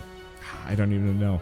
I want to call it like kind of bombastic, but I don't do music genres. But it's worth checking out. Frankly, it's worth checking out for the entire franchise. But for $5, you really can't go wrong with this one. And that's kind of true of the entire Creeper World franchise, which is all on Steam. Creeper World 4 isn't really on sale for much. It's, $15, but that's still worth it in my opinion. But at the same time, if you've never tried Creeper World before, one, there's a demo, I think, of Creeper World 4, so you can try that instead? Or is the demo gone? Ah, the demo is gone. Oh, wait, no, there it is. There's absolutely a demo right there, which has some of the levels, but also, frankly, I'd just say dive into Particle Fleet Emergence, and then Creeper World 3, which is just a full top-down version, and is super good in my opinion as well. I think 4 is a little bit more fun, just because you can actually see the waves coming in, but both have their merits. Next up is the White Laboratory. I haven't played too much of this game. The way you engage with it is odd. It's very much a standard lane-based wave survival tower defense game with a very muted color scheme. And obviously there's a little bit in here, but doesn't matter too much. The main thing that makes it cool is that your towers are constructed from like little bits and bobs, kind of voxel style, and depending on how you've organized them, they are more or less effective. And so I remember having like a giant archway covered in lasers that would shoot anything that passed by it. And I always thought that was kind of a fun way of handling it. It looks a little wonky, but it's also like $3, and so if you've played most other tower defense games, it's worth a look-see. I'm not really sure if Kingdom 2 Crowns counts as a tower defense game. In fact, I would have put it more in the lines of like roguelikes-ish, but this is one of those games that I'll just kind of throw in here just because it kind of belongs. Kingdom 2 Crowns it's a simple game. I brought up Ratropolis earlier, being the fully featured version of Kingdom 2 Crowns, and some part of me really hopes at some point Raw Fury puts out one of these with like really, really in-depth customization, because I think it would make everything like way more fun. But I will say Kingdom 2 Crowns is a really fun game to lose like an evening or 3 on, especially in co-op. I've played this with Shell numerous times, and it's kind of the perfect blend of challenging but simple, but like unforgiving. You really have to get good and managing your time, your resources, and your expenditures well. Otherwise, you get overwhelmed. Luckily, there's not much of a punishment for failure like there used to be in the previous Kingdom games, like OG Kingdom. If you lost and had to start over. And also, it's $5, which is a ridiculously good price. And there is a DLC for Norse Lands, and okay, yeah, so Norse Lands is $6, or you can get the combo pack for 10. Frankly, I'd say just pick up, just base Kingdom, because it also comes with Deadlands and Shogun for free. All three of these DLCs just add a new kind of playable leadership, changes some of the pixel art, changes some of the enemies. Deadlands is probably my favorite from a gameplay perspective, because it not only gives you some really solid mounts with their own powers, but it actually gives character powers too, which was repeated again in Norselands. But I'd say pick up 2 crowns and pick up Deadlands, since it's free, and give it a shot, especially, once again, if you've got a partner to play with. Because you're getting attacked on both sides, and having 2 people to manage that kind of thing really helps. Next up is Bloons. I feel like this is kind of one of those where I maybe should have brought it up first, as probably the best tower defense game on the market. That might be a bit of a nuclear take, I don't know, but there is a near infinite amount of ways to engage with Bloons, and different customization, viable builds. The harder difficulties definitely pigeonhole you in a bad way, but by that point you're probably so hooked it doesn't really matter. It's got a lovely 3D style, and you can play it 4-player co-op, but it has some serious netcode issues, so you might just want to play with 2. Unless you all have really good internet and are very close together. Now, Bloons itself is only $3, which is a decent price.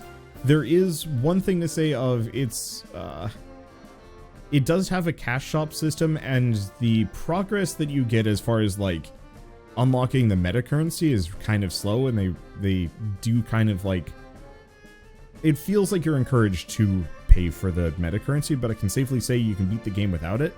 So unless you're like a really serious diehard, that shouldn't matter in the slightest. It was just slightly annoying looking at it and being like, oh, you want to take more of my money?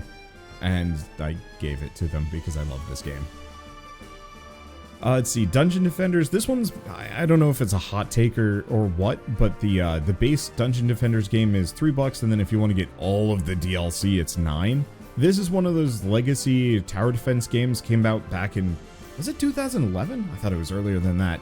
It hasn't aged the best, but if you want to, just grind out a bunch of levels, get randomized equipment, and play around with friends especially, it's a ton of fun. And the DLC adds a whole swath of different characters. There's also Dungeon Defenders 2, which is free to play, but has like free to play cash shop stuff. And then there's Dungeon Defenders Awakened, which is like a remake of Dungeon Defenders 1, and streamlined it a little bit with a better art style. But it's a little bit more expensive and possibly polarizing. And then there's the roguelike mode, standalone roguelike mode DLC game that we don't talk about. It's not good. Plants vs. Zombies, I feel like I really have to stop highlighting things. It's a bad habit. Plants vs. Zombies is, I'm gonna say, like the OG indie tower defense game-ish. There's something truly special about this game, going back and playing it, trying different strategies, the humor, the style, and everything. It hasn't aged well. It's definitely lower res. The game itself is letterboxed, and you can't change that from what I remember. And there's some level of, like, kind of lasting rage that I have towards EA for turning Plants vs. Zombies into what it currently is. Which is a mobile cash grab in the worst possible way. I know there's a mod to potentially make the Plants vs. Zombies 2 not bad, but I don't know. The main thing is, though, it's $2, so even with the kind of legacy being a little tarnished, the base game, the original game, is still worth trying. And lastly is War Pips, which I actually haven't played yet. I own it. I just haven't gotten around to playing it, but I have had a lot of people recommend it to me, so I figured I'd just echo it a little bit. Especially because $6.79 is not a bad price. If you're starved for tower defense games that are new, it's worth taking a look at the very least. It almost looks more like a line war game to me than tower defense, but I don't know. I guess we'll find out sooner than later. Okay, next up we're going to start with RPGs, and then it's going to quickly spiral into not RPGs. I tried to sort this section, but this is pretty much the miscellaneous category at the very, very end. So we're going to start with Grim Dawn, which is $5, which is an absurdly good price. There's a lot of DLC. Not all of them are on a particularly good sale, but frankly, I would just recommend picking up the base version of Grim Dawn for the time being. I think maybe 1 or 2 of these add extra classes, but as somebody that has put 20 hours into Grim Dawn, I've never finished it. I've never even come close. So it's kind of one of those where just pick up the base game and you'll probably get a full experience, especially for $5. It's got, I think, 4-player co-op or more, which is incredibly solid. And the amount of build variety in this game is absurd. It is everything I wanted Diablo 2 to have been, or I guess Diablo 3. It's got some mod support to change up how like gear works, add some extra classes, make it a little closer to Path of Exile, and a bunch of other things, and just make it a slightly newer, fresher experience.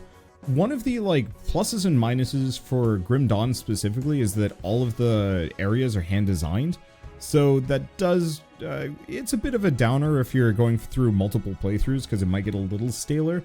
But at the same time, I never really found the Diablo-style procedural generation for the levels actually compelling. I actually found the areas even less interesting, so this one's a little bit more fun.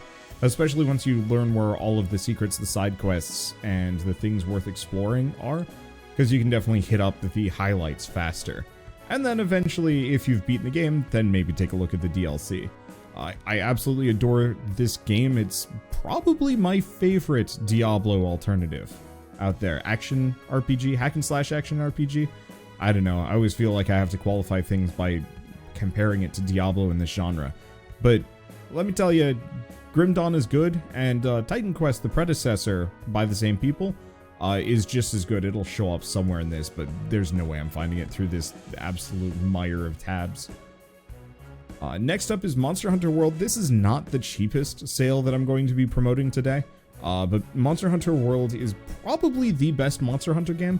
Rise has its perks and might actually be better for some people, but World just had a lot of nice modernizations, a lovely visual style, solid gameplay, and some amount of mod support that made it a little bit easier to engage with if you want to skip a lot of the grind.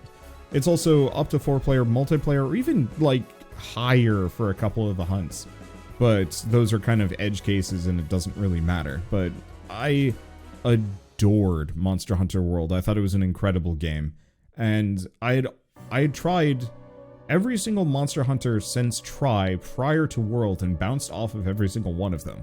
You know, never got that far into any of them. And then I played World and pretty much beat it in like a week or two, with few breaks. I haven't actually played Iceborne, because I think there was like some kerfuffle, like it didn't come to PC quickly. And then when it did, it had bad reviews because of netcode issues, so I just never have bothered with it. But my recommendation is pick up World first, see if you like World, and then if you do, then pick up Iceborne later, because it adds more content towards the end of the game, at least as far as I know.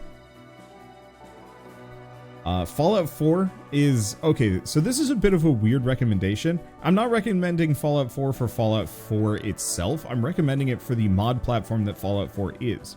I know everybody always talks about modding Skyrim and whatnot, but Fallout 4 is probably one of the best settlement builders I've ever played, which is, I think, one of the main reasons why everybody hated Fallout 4, but actually managing a settlement in this game, or multiple settlements, and really cranking up the difficulty or adding some challenges, or straight up just never leaving the starting town and just trying to make that work, like, that was an incredibly compelling experience that I've never had in any other game, and I kind of really wish Bethesda had put some more time into refining this formula, because I think there's a lot of potential there that I just have not seen outside of like Dragon Quest Builders, and that doesn't even really count that much. Next up is Wolfstride. This is, so I haven't played more than a couple hours of this game, but I have to recommend it because it's got this lovely Cowboy Bebop-esque anime style. Obviously it's all in black and white, but there's just kind of something I don't even... there's something, I mean, bebop-y about it. Even the main character is visually a reference to Spike Spiegel in a lot of ways. though I think personality-wise he's a little different. The game is, from what I remember, fully voice-acted, which was actually quite a shock once I started playing it, and is a ton of fun, and features some really intense mech fighting.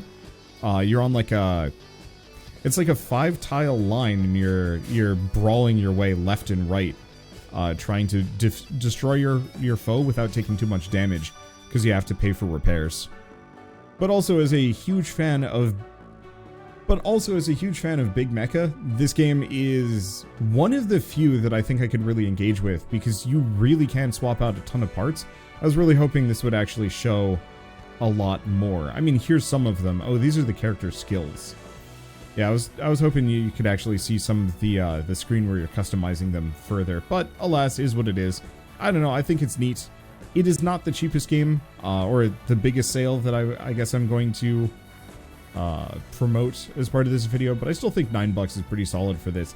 And it's a bit of a slow burn. I will say the tutorial takes about 2 hours before you actually get to start playing the game, and I found that to be a little bit of a downer, but at the same time, once you get into it, it's worth it. Bug Fables, also not the biggest sale, but I've heard very, very good things about this, and it's on my to-do list for the Unmissable Games Club. It's $10, and it plays a lot like the old Paper Mario games. For better, and maybe worse, kind of depends on what you're into, but it's apparently got a really, really slick style and is just a charming game. Tales of Vesperia, I don't know why it has mixed reviews at this point. Maybe they changed something that I haven't heard about.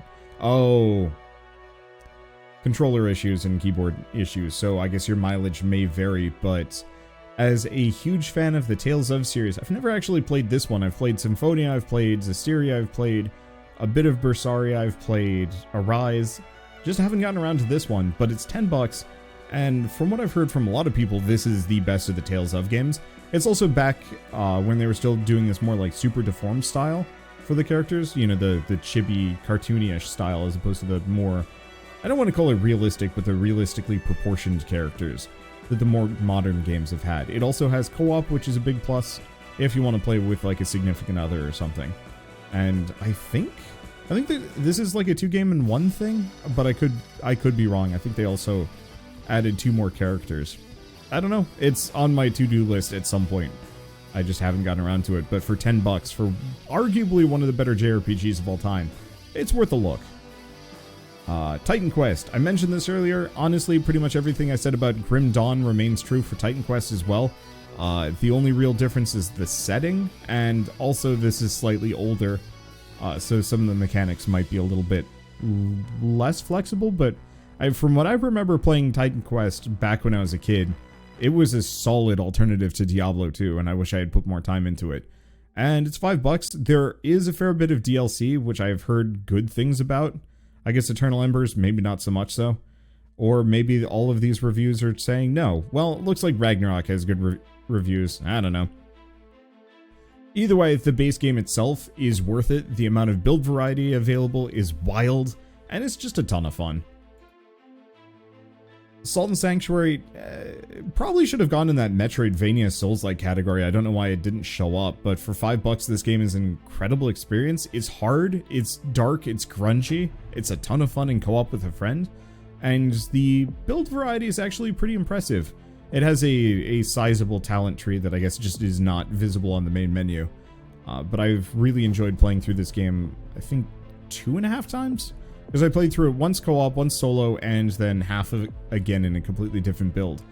And loved every minute of it. And once again, $5.50 is a fantastic price for the game. My Time at Portia, this one's weird because frankly I'd actually recommend My Time at Sandrock. Except for the fact that My Time at Sandrock is, you know, just launched in early access and isn't available, 1.0 yet. Whereas Portia is done. It is, I mean, honestly, if you've ever played Stardew Valley, this is going to be a very similar experience. You are acting as kind of like a builder handyman, while also doing just random odd jobs for people, quests, some farming, dungeon crawling, interacting with people, and so on and so forth.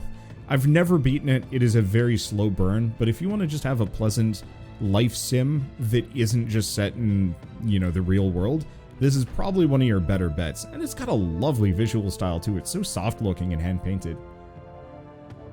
Vermintide. Probably should have actually thrown this in another category. Wait, I did. It's in the back. I guess I've just been bamboozled and it sorted everything wrong. Cool. Okay, we'll get back to Vermintide in a bit. Shadowrun. The Shadowrun trilogy specifically is a set of really incredible CRPGs. Computer RPGs kind of in the same vein as like Baldur's Gate or Divinity Original Sin. These are turn-based and set in a more kind of modern fantasy, modern future, or future fantasy, but like near future fantasy with elements of magic and whatnot. Effectively, at some point, magic pops up and a bunch of people, I think, mutated it into orcs and elves and whatnot. And then there's dragons and all sorts of things going on. There's a lot of political intrigue. There's a lot of dialogue. The combat is decently solid. Everybody that I've ever talked to has said, skip the first game, play the second, and the third one is good, but it has a lot of plot dumps. I say that's wrong. Play all of them in order. I loved Returns. I thought it was actually really solid. And I've only played a little bit of Dragonfall and Hong Kong. These are shoo-ins for the Unmissable Games Club at some point. And at $3.74 for the first two games and then $5 for the next is an absurdly good price. And I believe they're available on consoles now, which is like a recent release. But the one thing I will say is, if you don't mind picking these up through the Epic Games Store, I believe they're going to be free in a couple of days. So keep an eye on that. Next up is the Swapper. At this point, we're out of RPG territory, and now we're just into kind of weird indie smatterings. This game is dark and kind of creepy. You are an astronaut exploring a weird planet from what I remember. I did a one-off on this years and years ago. And you're creating duplicates of yourself to solve puzzles. But there's like a lot of low-key, I don't want to call it existential dread in regards to this game. And I've never finished it. I've never even come close. But there are aspects of this that make you stop and think like, wow, that's kind of messed up. And that's kind of neat. And it's also $2.24, which is an absurdly low price for such a fantastic game. Rock of Ages 2. I know there's Rock of Ages 3. I didn't like that one as much, but maybe I should go back and give it another shot. But I played Rock of Ages 2 just on a whim a couple of years ago and had a blast. Had a ball. Let's go with that. The game is confusing. It is weird. It's a mixture of tower defense and bowling, effectively. It's got co-op. It's got a wide variety of different like towers and traps and things that you can do. You're effectively facing off against another player that plays exactly like you, and you're trying to destroy their castle at the end of a long, convoluted bowling maze. And they're trying to do the same to you, and you're trying to stop them from getting close or damaging their ball enough so it doesn't do damage, or outright destroying it, while dodging all of their traps and doing the same. It's hard to describe, but it's weird and fun, and has you go through a lot of like mythologies and like historical figures. I mean, look at this, the Scream plus, I forget who the character is, it doesn't matter. It's a strange mashup. Ace Team goes out of their way to make their games as weird as possible, but if you want to spend a pair of afternoons playing something intensely silly, this is worth trying, especially for $3.74. I know there's more, but I do not know. Oh, I see. Rock of Ages 2 complete bundle. If I remember right, the first one is actually more expensive. Yeah, it's just not on sale. And then 3 just isn't part of the mix, which is unfortunate, but 2 is fantastic, and so I just start there. Filament. I guess I'm listening to the soundtrack to Filament right now. I don't think I'm going to be having that in the video, but Filament is an incredibly peaceful game. It's also kind of hard. The entire point of the game is there are a bunch of different levels with different puzzle styles that all use a common mechanic. The closest I could compare it to would be The Witness, but you are effectively trying to wrap this wire around every glowing pillar, or I guess unlit pillar, to cause them to glow. But you have to go around them in such a way that the wire is actually touching them. So for example, here the wire is directly touching the pillar on multiple sides, lights it up.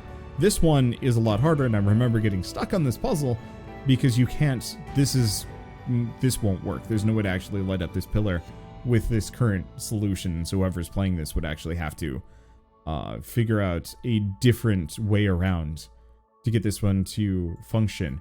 But it's got a lovely little, lovely, peaceful original soundtrack that I love listening to just kind of on my own when I want to chill. And the puzzle variety on this is truly comparable to The Witness, but it has like a much more upfront story with audio logs, I guess text logs of the characters. You can see what their lives looked like, and you're kind of trying to figure out what happened to them all. I don't recommend a whole lot of puzzle games because I find them to be kind of here and there, but this one is truly incredible, and it's $5. Though I would recommend getting, I think, the Marmalade edition, which comes with the soundtrack. Even for that extra $1, it's worth it. Volta's Story, I don't know why this didn't show up in the Metroidvania section earlier that I was looking, but Volta's Story is one of the earliest Metroidvanias that I know of. There's, I think there's, 4 different playable characters? The story is kind of, I'm almost going to say kind of Diablo 3-ish, but it's demons versus angels, and you're Nephilim and caught in the middle. It's got a lovely visual style. The gameplay is really slick and fine-tuned. The level design is nice and tight, and it has multiple difficulty levels. So if you want a real challenge, you can go for the hardest, or if you want to just kind of breeze through, the easier difficulties are just kind of fun without too much difficulty to have to deal with. There's also weapons and armor and skills that you can customize. So if you want to really fine-tune what your build is. It's not something I see in a whole lot of Metroidvanias, which is a bit of a shame, because it is so much more compelling this way. I think they also have a lot of speedrunning support as part of the game, so if you want to engage in that kind of thing, you can. And it's $3.74, which is an absurdly good price for what it is. Nexomon, I guess I'm going to recommend the first one, because Extinction, is only a little bit more. Nexomon and Nexomon Extinction are my favorite Pokemon alternatives, if you want to still be within the range of Pokemon. There's also Koromon, but it's not as on sale. But the main reason why I like Nexomon so much is because the plot is bonkers. The first game I have not actually played, so I can't talk too much about that, but I've played the sequel and adored it. But like, the visual design on all the creatures is fun, the UI is kind of pleasant. I think these were originally made to be mobile games, but they made the switch to PC and console quite smoothly. And I guess if we're talking about Nexomon Extinction, it goes hard and doesn't stop going hard, and you're kind of delightfully morally ambiguous. There's a point where I decided to screw the plot and wander off and see how far I could get. You know, can you get down to Koga after fighting Brock effectively? And the answer was, or maybe it was even before I fought the equivalent of Brock. But, you know, can you explore the world to that degree? And the answer was, not quite, but I got really dang close. And there was actually a point where, you know, the gate guards stop you in Pokemon and say, you can't pass, we're doing road work, and you just have to turn around. No, you can say, I'm going to fight you, and you're going to let me through. And you can fight them, and they will let you through. And then there's, like, dialogue differences where people acknowledge the fact that your character's kind of weird and creepy for doing such a thing. And I loved it. I thought it was great. It's also one of those where you can get all 12 of the different starters fairly quickly. There's one starter for every element, and they're just scattered throughout the wilds like regular Pokemon, so you don't have to trade with anybody to get them. It's charming. I love the visual style, and it's a fun romp, you know, start to finish. War for the Overworld, completely different thing. This is a dungeon keeper-like through and through. It's got some weird mechanics. If I remember it, you can actively, like, control one of your monsters in, like, a first-person mode, which is a little weird. But at the same time, the dungeon defense aspects of this are kind of fun. It's a decent alternative to, like, the Dungeons series as well, and was made by a very passionate and small team. I never finished it, but I enjoyed what I played. Especially for such a small and limited genre that just, you know, does not get a lot of love nowadays. Anyway, Grimrock. Speaking of a genre that doesn't get a whole lot of love, I've played and seen a lot of first-person dungeon crawlers go by, but none are like Grimrock, which is one part, you know, action dungeon crawler RPG, and one part very intense puzzle game where you have puzzles upon puzzles and secrets and hidden switches and things that you can do to get ahead. You know, find a secret room that has like a really powerful sword that you might not be able to get something akin to it for quite some time, and so on and so forth. It also has a very odd real-time combat system where each of your attacks or spells has a cooldown. So if you want to attack with these daggers, one or both have a cooldown, so you click one, then the other, then you click this guy, then this guy, then this guy, all the while potentially dodging enemy attacks by moving, you know, forward, back, left, and right. So if you see them winding up to swing, you step back and then they miss. Unless, of course, they're shooting at you, at which point you just want to make sure that you're, you know, not standing in front of or next to them, because they'll just turn and shoot you. It's strange, and I've never played anything quite like Grimrock, which is a bit of a shame, because I think the games are fantastic. They've got a lovely, kind of claustrophobic style, especially for the first one. The second one is a little bit more open-worldy, and I'd say a little bit more almost point-and-click adventure-y in the way that you go through it, whereas Grimrock 1 is a little bit more of a traditional dungeon crawl. But so Grimrock 1 is $5, and the bundle is $10, which is an absurdly low price for how great these games are. I believe I also have one of their other games later on in this list that'll pop up. Divine Cybermancy. This game is kind of unlike anything else. The closest I could compare it to would be like System Shock or Deus Ex. It was made by a bunch of people that wanted to make a Warhammer game, but this is before Games Workshop was handing out the license to anybody. I believe they're actually working on a, yeah, they made Necromunda Hired Gun, and they made Space Hulk Deathwing, and I know they're working on a new one as well, I think, that has a lot of people excited. But Divine Cybermancy is not a Warhammer game, though it has a lot of the similar vibes and ideas behind it. It's written very strangely. The plot is confusing, the gameplay is silly, but this is the game where you can invest like a gazillion level up points and money into cybernetics to make your jump absurd, and you can jump out of the level like cleanly and the game doesn't stop you. And there's all sorts of like weird sandbox shooter elements to this that lets you kind of subvert the game in really interesting ways that I've never seen anybody else do. It's weird. And it's $3, which I think is worth it, especially if you want to get the 4-pack for $9 and have a very odd experience with friends. Which, you know, honestly, I think that's worth it. Next up is Tiny Metal. This is pretty much just Advance Wars, but with a slightly more futuristic slant, maybe? I never saw Mecha in Advance Wars, so it's kind of hard to say. I don't actually remember this character. I thought I don't know. Anyway, Tiny Metal more or less is just kind of a modern Advanced Wars. It's a little bit clunkier in certain ways, and the voice acting I remember being absolutely horrendous, and I'd recommend turning it off. But I love the visual style, and as somebody that grew up with a lot of Fire Emblem games, this is a neat modern alternative. And it didn't take too long to play, and it's what, $6.74 normally? I know there's also, oh, it's Will of the Shogun, maybe, that added the mecha. I forget. Or maybe it's one of these other DLC. Oh wait, no, Caesar's Rescue is actually a tie-in with Wargroove, which is neat. That's Tiny Metal Full Metal Rumble. They also have, oh, I see. No, Tiny Metal Full Metal Rumble is the sequel. Tiny Metal 1, oddly enough, is actually more expensive. Weird. Well, either way, Full Metal Rumble is the better one, because it added more unit types, specifically the mecha to play around with. But yeah, either way. Moving on. So I mentioned Grimrock, and the other game made by, I think, the Grimrock crew. I'm pretty sure. Yeah, from the makers of the Legend of Grimrock games. I was not wrong. So Druidstone is actually a tactical RPG that is more puzzle than anything else. And I remember it being fairly solid from the one-off that I did. It's a hard left turn from what the Grimrock games are, but if you want to play like a mixture between Final Fantasy Tactics, XCOM, and Into the Breach, Druidstone is fairly solid. I don't know too much of like how it plays after, 10 hours in, but I've heard good things, so I'll just parrot it. I liked the one-off that I did. Titan Souls. Okay, so this is a bit of a here and there recommendation.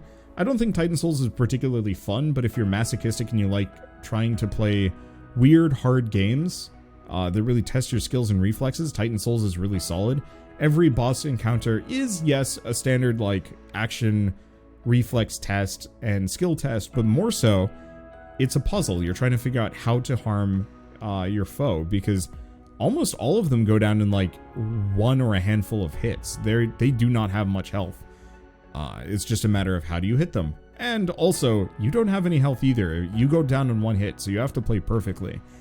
I can see that being not fun for some people, but I still have to recommend it, especially for $1.50, and especially because in a sale or two, hopefully Death's Door will go a little cheaper. I mean, I think it's $10 right now on sale, which is still an absurdly good price, but Titan Souls has a plot tie-in with Death's Door, so if you play Death's Door, I'd recommend picking up Titan Souls to go along with it, just so you can get the full experience. You don't need to, but it's still nice. And actually, yeah, I mean, $10 is a good price for this. I just know it'll go probably further down at some point. Chroma Squad. Whenever anybody asks me, what series of mine should they watch, I always recommend Chroma Squad. I'm sure my footage of it has aged terribly, but this game is effectively, you're playing as a bunch of like Power Rangers with really janky setups. You're effectively filming with buckets on your heads at the start. You can even see it here, and you have like no budget, and you're just, playing out Power Rangers episodes. But as you go further and further down the story, the episodes become more and more real, the monsters become real, the aliens that are invading become real, and you're fighting them off with these powers that were fake before and are real now, and it's absolutely absurd. It's over the top. It's ridiculous. There's a decent amount of character customization, which is kind of fun. The pixel art looks nice, and I think there's 3 different endings, so you can actually play through it multiple times and get a different experience every time. There's also some sweet mech combat that I don't think is particularly well shown here. Yeah, there's not a single screenshot that really shows the mechs fighting, but you straight up actually do get to brawl with a monster at the end of most chapters, and that's really funny. Monolith. Not sure why this didn't show up in the roguelike section, but Monolith is one of those games that never got the PR it deserves. Like, yeah, I guess, 1,368 reviews is not terrible, but it was one of those that I think it just launched as Monolith, and a lot of people never really gave it the time of day or looked at it again. They're just like, Monolith, whatever, and then moved on. And they needed a catchier, more individual style. But it is effectively a top-down twin-stick shmup with really deep roguelike weapon combos and upgrades and power-ups and whatnot. There is a weapon durability system, which is a bit of a downer, in my opinion. I wish there was a mode that got rid of that. But it gets pretty wild with certain builds. I remember being, I think, like a saw blade that could not be harmed, and it was just absolutely absurd. And there is a lot of content, too. The DLC adds a ton.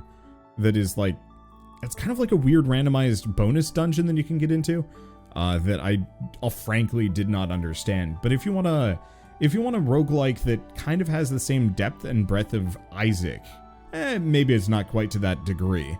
In fact, it's absolutely not that degree. It feels like it does, but it's more streamlined, so you're not wasting your time with like a gazillion range ups that you don't want. But there are secrets upon secrets, things to do, better difficulty levels, challenge modes, and other things that just make it really good. This is one of the most underrated roguelikes, I think, of all time. And for $4 for the base game, or I would recommend $8.88 for the base game plus the DLC, super worth picking up. Okay, Rain World. I always am surprised at how much of a cult following this game has, because it is masochism in game form. It is brutal, it is difficult, it is obtuse, it is confusing, and it is one of the most memorable games I have ever played. And it's $9 for sale. It's not that cheap, but you can play it multiplayer now, which is new. And they've got Downpour, which I do not know when that's coming out. But Downpour is kind of like a DLC expansion that adds more to the game, including more playable characters. Previously you just played as the White Slug Cat, and I think now there's kind of different roles that you can pick that change how it works a little bit, but now there's going to be just multiple playable Slug Cats with their own powers. And it looks like there's a lot of things that are getting added here, which is kind of neat. I don't know if I'm going to play this game again, just because the Rain World is borderline torture at times, and is one of the only games where I've had to stop and eat a snack just so I could feel emotionally stable enough to continue. The trash octopuses are brutal, and that's just one of the ways that this game is just horrible to players. But again, if you don't mind suffering a little for a really interesting gaming experience, this one is a must-buy. Not so much suffering. Crosscode is an incredible game. It is not the cheapest here, but $10 is an absolute steal for this game. Once again, I don't know why Steam isn't showing me how much I've played this game, but I think we had like an 80-episode series, and then they had a DLC, which I might actually own now that I'm thinking about it. Nope, I do own A New Home, but Crosscode itself is it feels like it would have been, if it came out on the SNES, this would have been one of those games that we'd be talking about as like one of those legendary games, Final Fantasy VI, Chrono Cross, or Chrono Trigger, there we go, and all of those other ones. Like, this very much fits the same level of quality and polish that those games had, with like a really slick action combat system, very, very deep character customization. Unfortunately, I don't think any of these screenshots show the talent tree, but there's 4 different talent trees, one for every element, plus like I think a base talent tree for no elements, though I don't think that was nearly as deep. It's got a really solid, soulful plot with some really, really good writing. Like, each of these characters is deep and interesting in their own way, and it features the best silent protagonist I've ever seen in a game. They're not fully silent, but they only can say a couple of words due to plot reasons, and the way they implement that and make it work is really cool. Okay, Primordia, which I've barely played, and I've put on my indefinite backlog of games that I want to play. Primordia is one of the best point-and-click adventure games out there. Pretty much most of the Watch It Eye games are, but this is one of those games that had kind of a style and a setting that made it stand out even further, and is also just $3, which I think is worth it. Most of the Watch It Eye games are all pretty good. I've heard good things about Techno Babylon and Shardlight as well, so if you want to try those, the whole bundle is $6.74, and if you've never tried point-and-click adventure games, I'd probably start with these, possibly. The art style maybe hasn't aged that well. They definitely look like they came out in the 90s, but there's kind of an oldie charm to that you don't see in a lot of modern games. Fellseal, this I guess should have gone back in the RPG section, but whatever, who cares, doesn't matter, organization is for other people. Fellseal is effectively it's Final Fantasy Tactics, with the same level of depth and breadth of character customization. Maybe not quite as much as like Tactics Advance, but you can do some pretty wild stuff with this. The characters look a little maybe Gaia Online-ish, but otherwise the game itself has lovely visual style, or a lovely visual style. The environments look nice and almost kind of storybookish at times. The plot is good. The different classes get pretty wild, and they also added a DLC. Ooh, DLC is cheap enough that I can finally pick it up. Hooray! But yeah, you can pick up the game plus its DLC for $10, which I think is a great price. Especially if you're somebody that has been waiting a long time for some good successors to Final Fantasy Tactics. Fury! Talking about Titan Souls, Fury is kind of in the same boat. I actually don't like this game. The only reason why I'm recommending it is because $6 is a pretty good price for it. It's got a lovely soundtrack that I listen to often, and I think the game makers are fantastic people that deserve at least more attention. I think they get plenty for both of their games. I know Fury is their more famous one. Haven is absurdly good and a great game if you have a significant other and you want to play with them for a couple of evenings for $12.50, but I recommend Fury just because everybody says good things about it from what I've heard. I think I had to turn off comments on my Fury video because people were so mad that I didn't like it. and could not get over that I didn't like it. Okay, so this is a bit of an odd recommendation because I haven't actually played Heaven Dust. I played the demo to the sequel, but Heaven Dust is, I think it's a Chinese-made game, but it plays a lot like Resident Evil 1 and 2, and like the original ones, like on the PS1 and N64. Fixed camera perspective, though I guess here it's just kind of top-down. Zombies, limited ammunition, inventory management, you know, all of those good things. And it's fairly short from what I remember, so it's kind of fun to just engage with and play for a little while.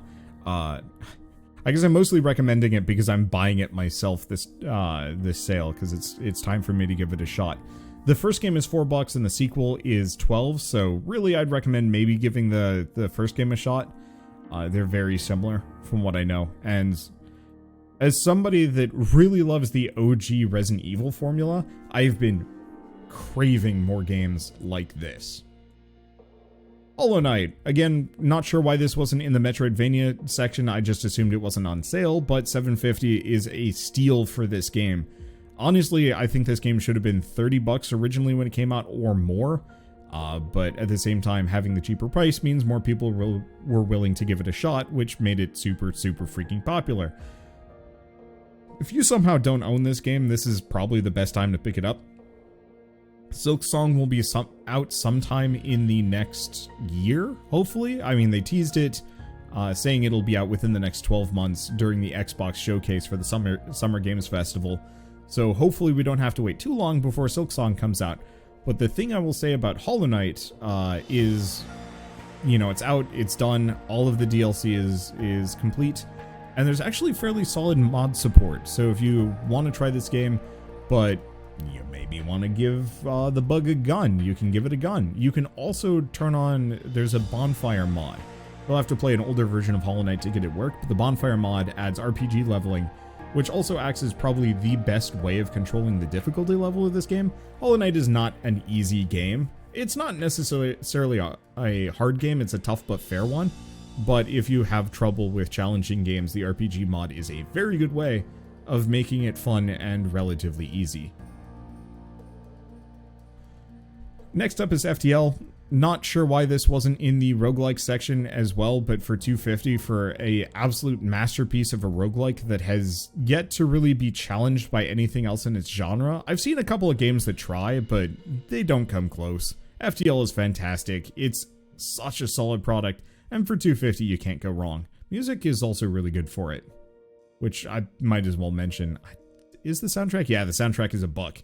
I'd recommend picking up the combo pack because the FTL soundtrack is a banger.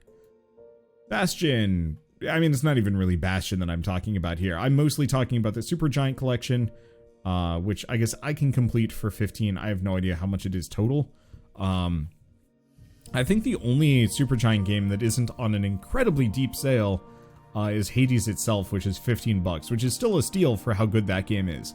But Bastion itself is $3, Transistor is $4, Pyre is $5. Bastion is the game that convinced me to get into, I don't want to say gaming. I was originally going to be either an artist, or when I was in college, I was either going to be a webcomic artist or an art teacher or both. And then I played Bastion and I was like, holy shit, I want to be like an artist for games. And then I never succeeded. But this game is absolutely gorgeous. The music is nice and soulful. The plot is fun, and the gameplay, or the plot is interesting, and the gameplay is fun. There we go. Transistor kind of builds on that, though it has a very strange, like, active pause programming. Like you program out your moves and like queue up a bunch of moves to pull off every once in a while, which makes it kind of weird and compelling. It's got the best soundtrack, I think, of all of the Supergiant games so far.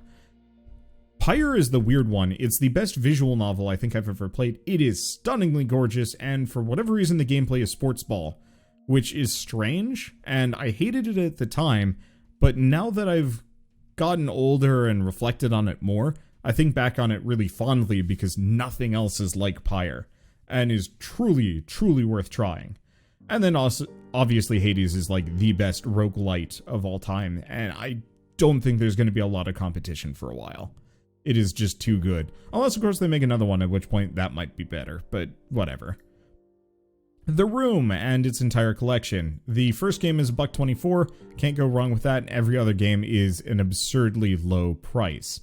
$1.24 for the first game, $1.24 for the second, $3 for the third, and $6 for the fourth. Plus, there's also a VR game that I guess isn't part of the collection.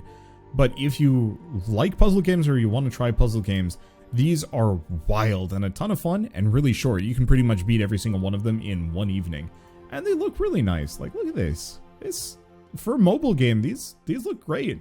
Obviously, they look better in the PC version. They redid the textures and the models to make it fit the higher resolution available. But either way, gotta compliment these games. Shell and I love them and can't wait to try the VR game ourselves.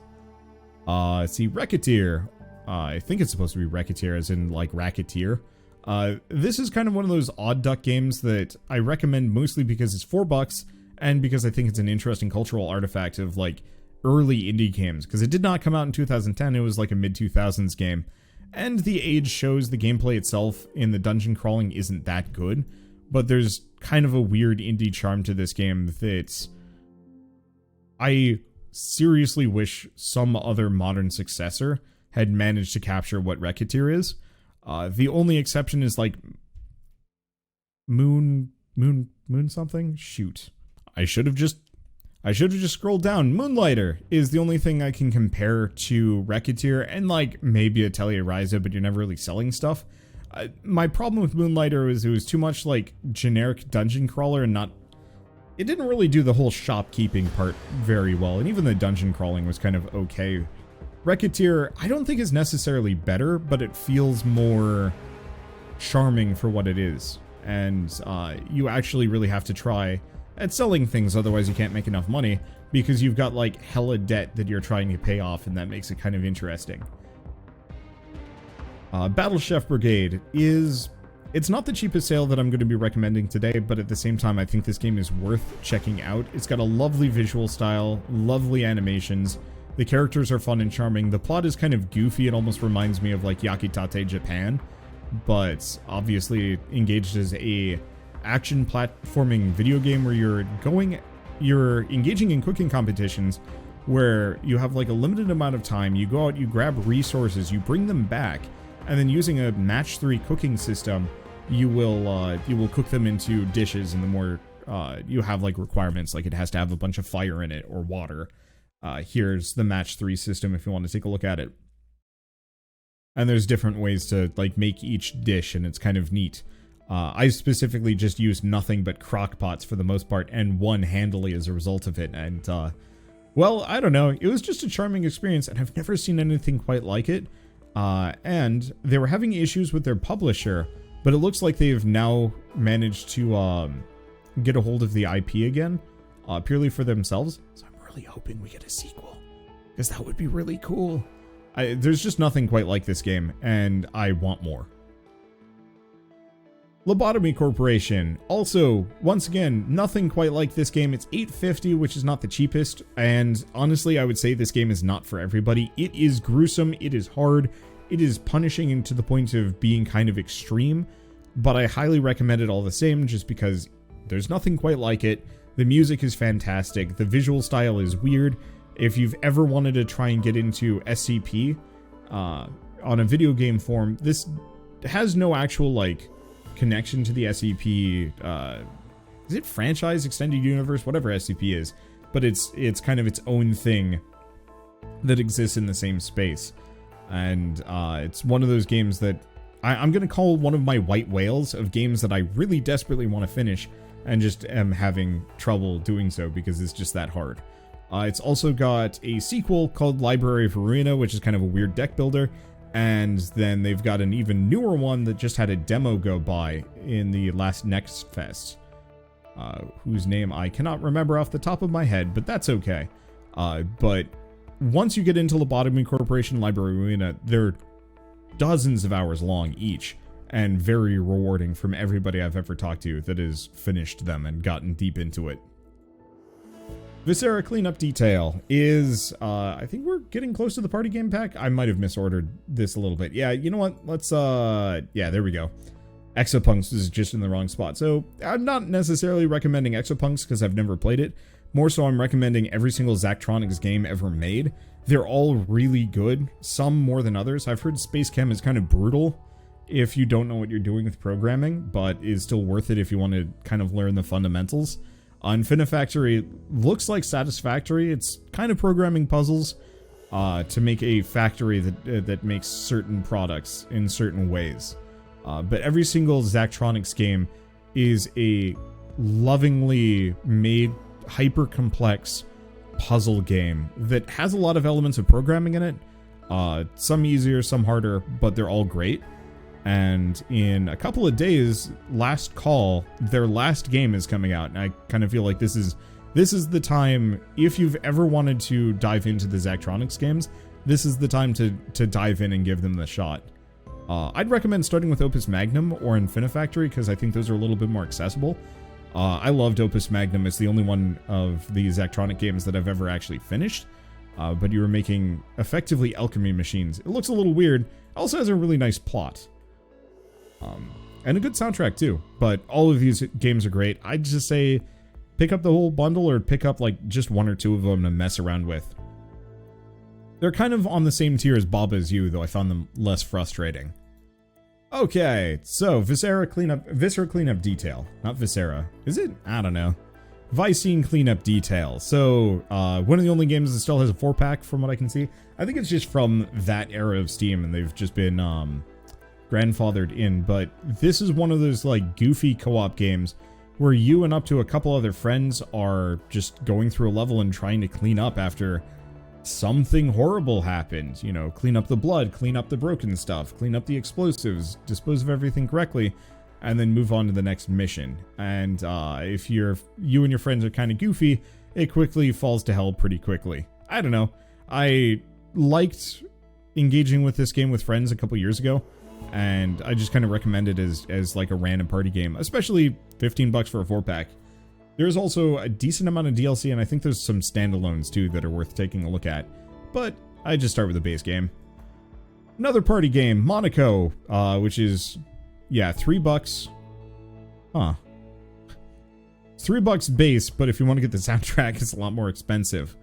This is one of those games I've played in 4-player co-op, and it was an absurdly good experience. There's, I want to say, like 10 different playable characters, each with their own specialities. So the pickpocket steals items from characters. The locksmith obviously can open up doors. I think I was playing as the mole, which let me dig through walls. So I'd usually leave whatever level I was on looking like a giant pile of Swiss cheese, and it was pretty wild. It's a strange combination of stealth, action, and I'm going to say blind panic, because you almost always get caught and have to just make it work somehow. And it gets pretty nuts by the end. And there's a decent length to it too. So for a $3 experience, especially if you play with friends, you're going to have a good time. Oh, we're almost at the end. Project Winter is, it's only $9. It's not the cheapest sale, but I recommend it anyway. I realize we've moved away from social deduction. You know, that was a 2020 thing, and it's now 2022. So who knows if Project Winter will appeal, but I hope it does.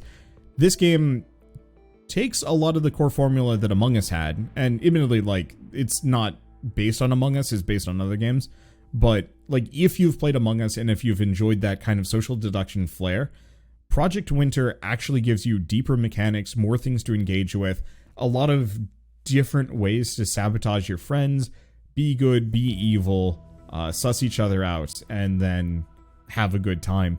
I cannot handle lying, and so this one's kind of perfect. You know, Among Us, I pretty much have to just be super sneaky, otherwise I just get caught instantly because I'm guilty as shit. This one, I don't even have the pretense of pretending to be a good guy for the most part. I just go full boogeyman, wander out into the wilds, and then just go full psycho axe murder on my friends when they go by, whenever I'm the traitor.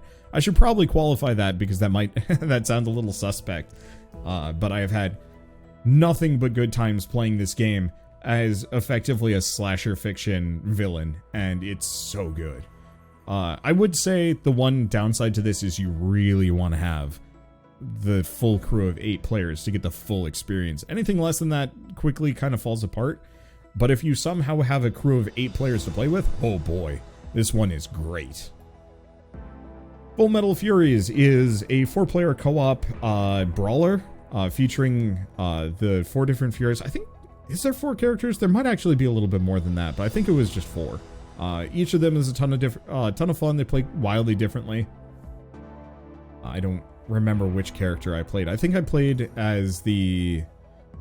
I don't remember who I played as when I played this. Shell was the sniper. I think I bopped around a little bit more.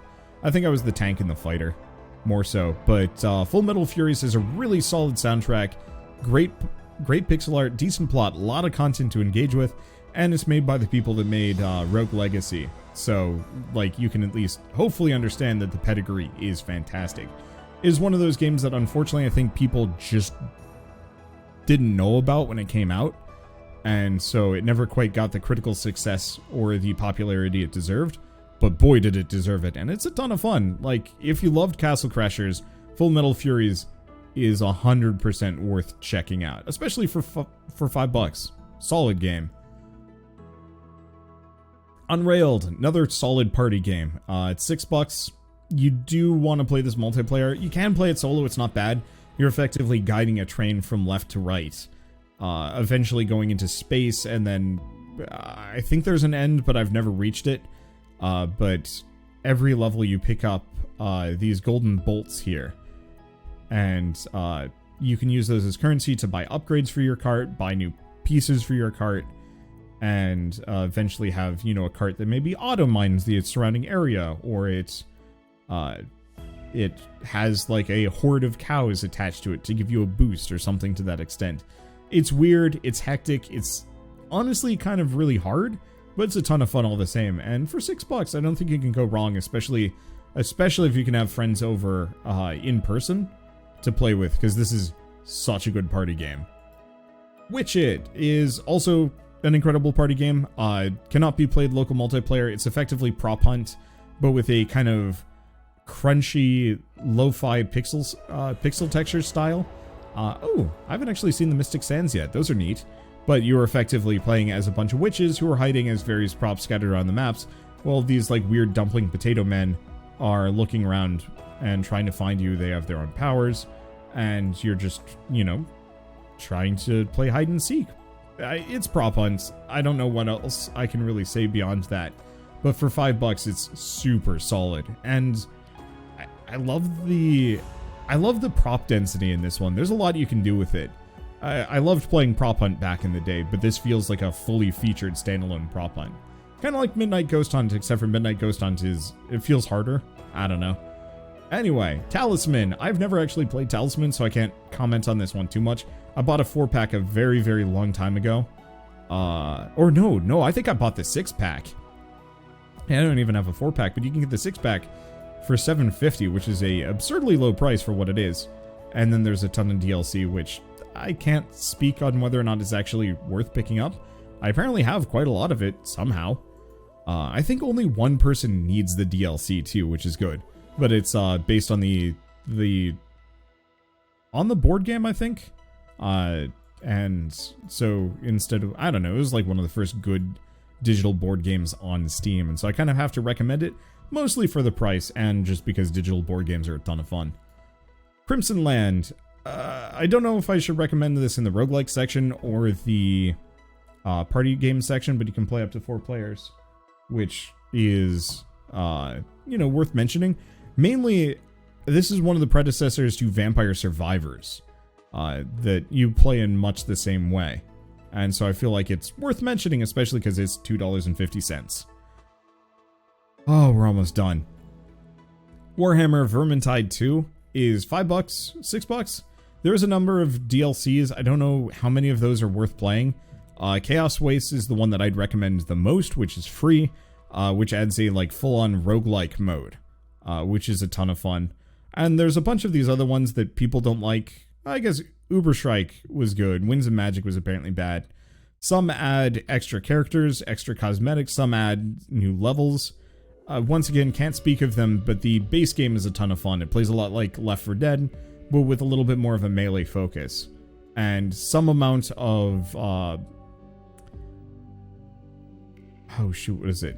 It's like a looter shooter, Left 4 Dead, but in, you know, kind of grungy, well, I mean, it's grimdark. It's Warhammer, so it's grimdark. So I guess it's a grimdark fantasy city that is getting buried in weird cultists, flesh beasts, and rats. So, I don't know. It's worth checking out, especially because Fat Shark has another one of their games, kind of similar vein, but the next one's going to be Warhammer 40k, rather than, you know, just OG Warhammer, fantasy Warhammer. So, worth checking out, especially if you have a couple other friends to play with. You can play solo, but I'd recommend a full party of 4.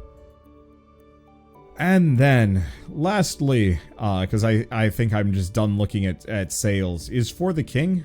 For the King is an incredibly good 3-player cooperative RPG roguelike party game where you and up to 2 other players are effectively a team of adventurers trying to save the, or avenge the king, because the king got assassinated by this, like, shadow wizard, the vizier that betrayed him. And it's goofy, it's weird. There's a bunch of different classes, there's a ton of different equipment. It's got this lovely low-poly art style, and because of it being kind of procedurally generated, you can play through it multiple times, especially with the DLCs that add new locations and new classes to play around with. So there's the Lost Civilization pack. I think, is that the only one? I guess they added some more things, but that might have just been an update. Bad. Either way, I played this with Shell and my brother a couple of years ago and absolutely adored our playthrough. It was wild, it was silly, it was goofy, and I can't wait to try it again at some point. So, with that is at least going to be me for now. There is more games that I have not even looked at, and I think I'm going to need to sit down and probably curate a bunch of games to just have generic every single time, or, you know, just bring up every single time these Steam sales go by. But those are all of the biggest sales that I could find in a couple of hours. Over a couple of hours, it's like 5 hours over the course of the first 2 days of the Steam sale. Like I said, there's a ton of different games that I'm sure I've missed, and for the most part, I tried to only talk about indie games because that's my specialty, and that's honestly my passion. Like, I'm sure some of these are great. Maybe Wildlands is good. I heard the sequel is terrible, and so on and so forth. But, you know, I hope that you guys have at least seen a couple of games that are worth trying out. Hint, hint, robot named Fight for what? $130? But hopefully at least some of these games that I've featured over the course of this sale have been worth taking a look at. And if there are any games that you think I've missed that are a really deep sale and a really good game, feel free to leave a comment below with whatever game it is and maybe an explanation as to why. I should probably consider it in the future. But with all of that said, thank you all so much for getting this far in this video. If you did, I'll see you next time.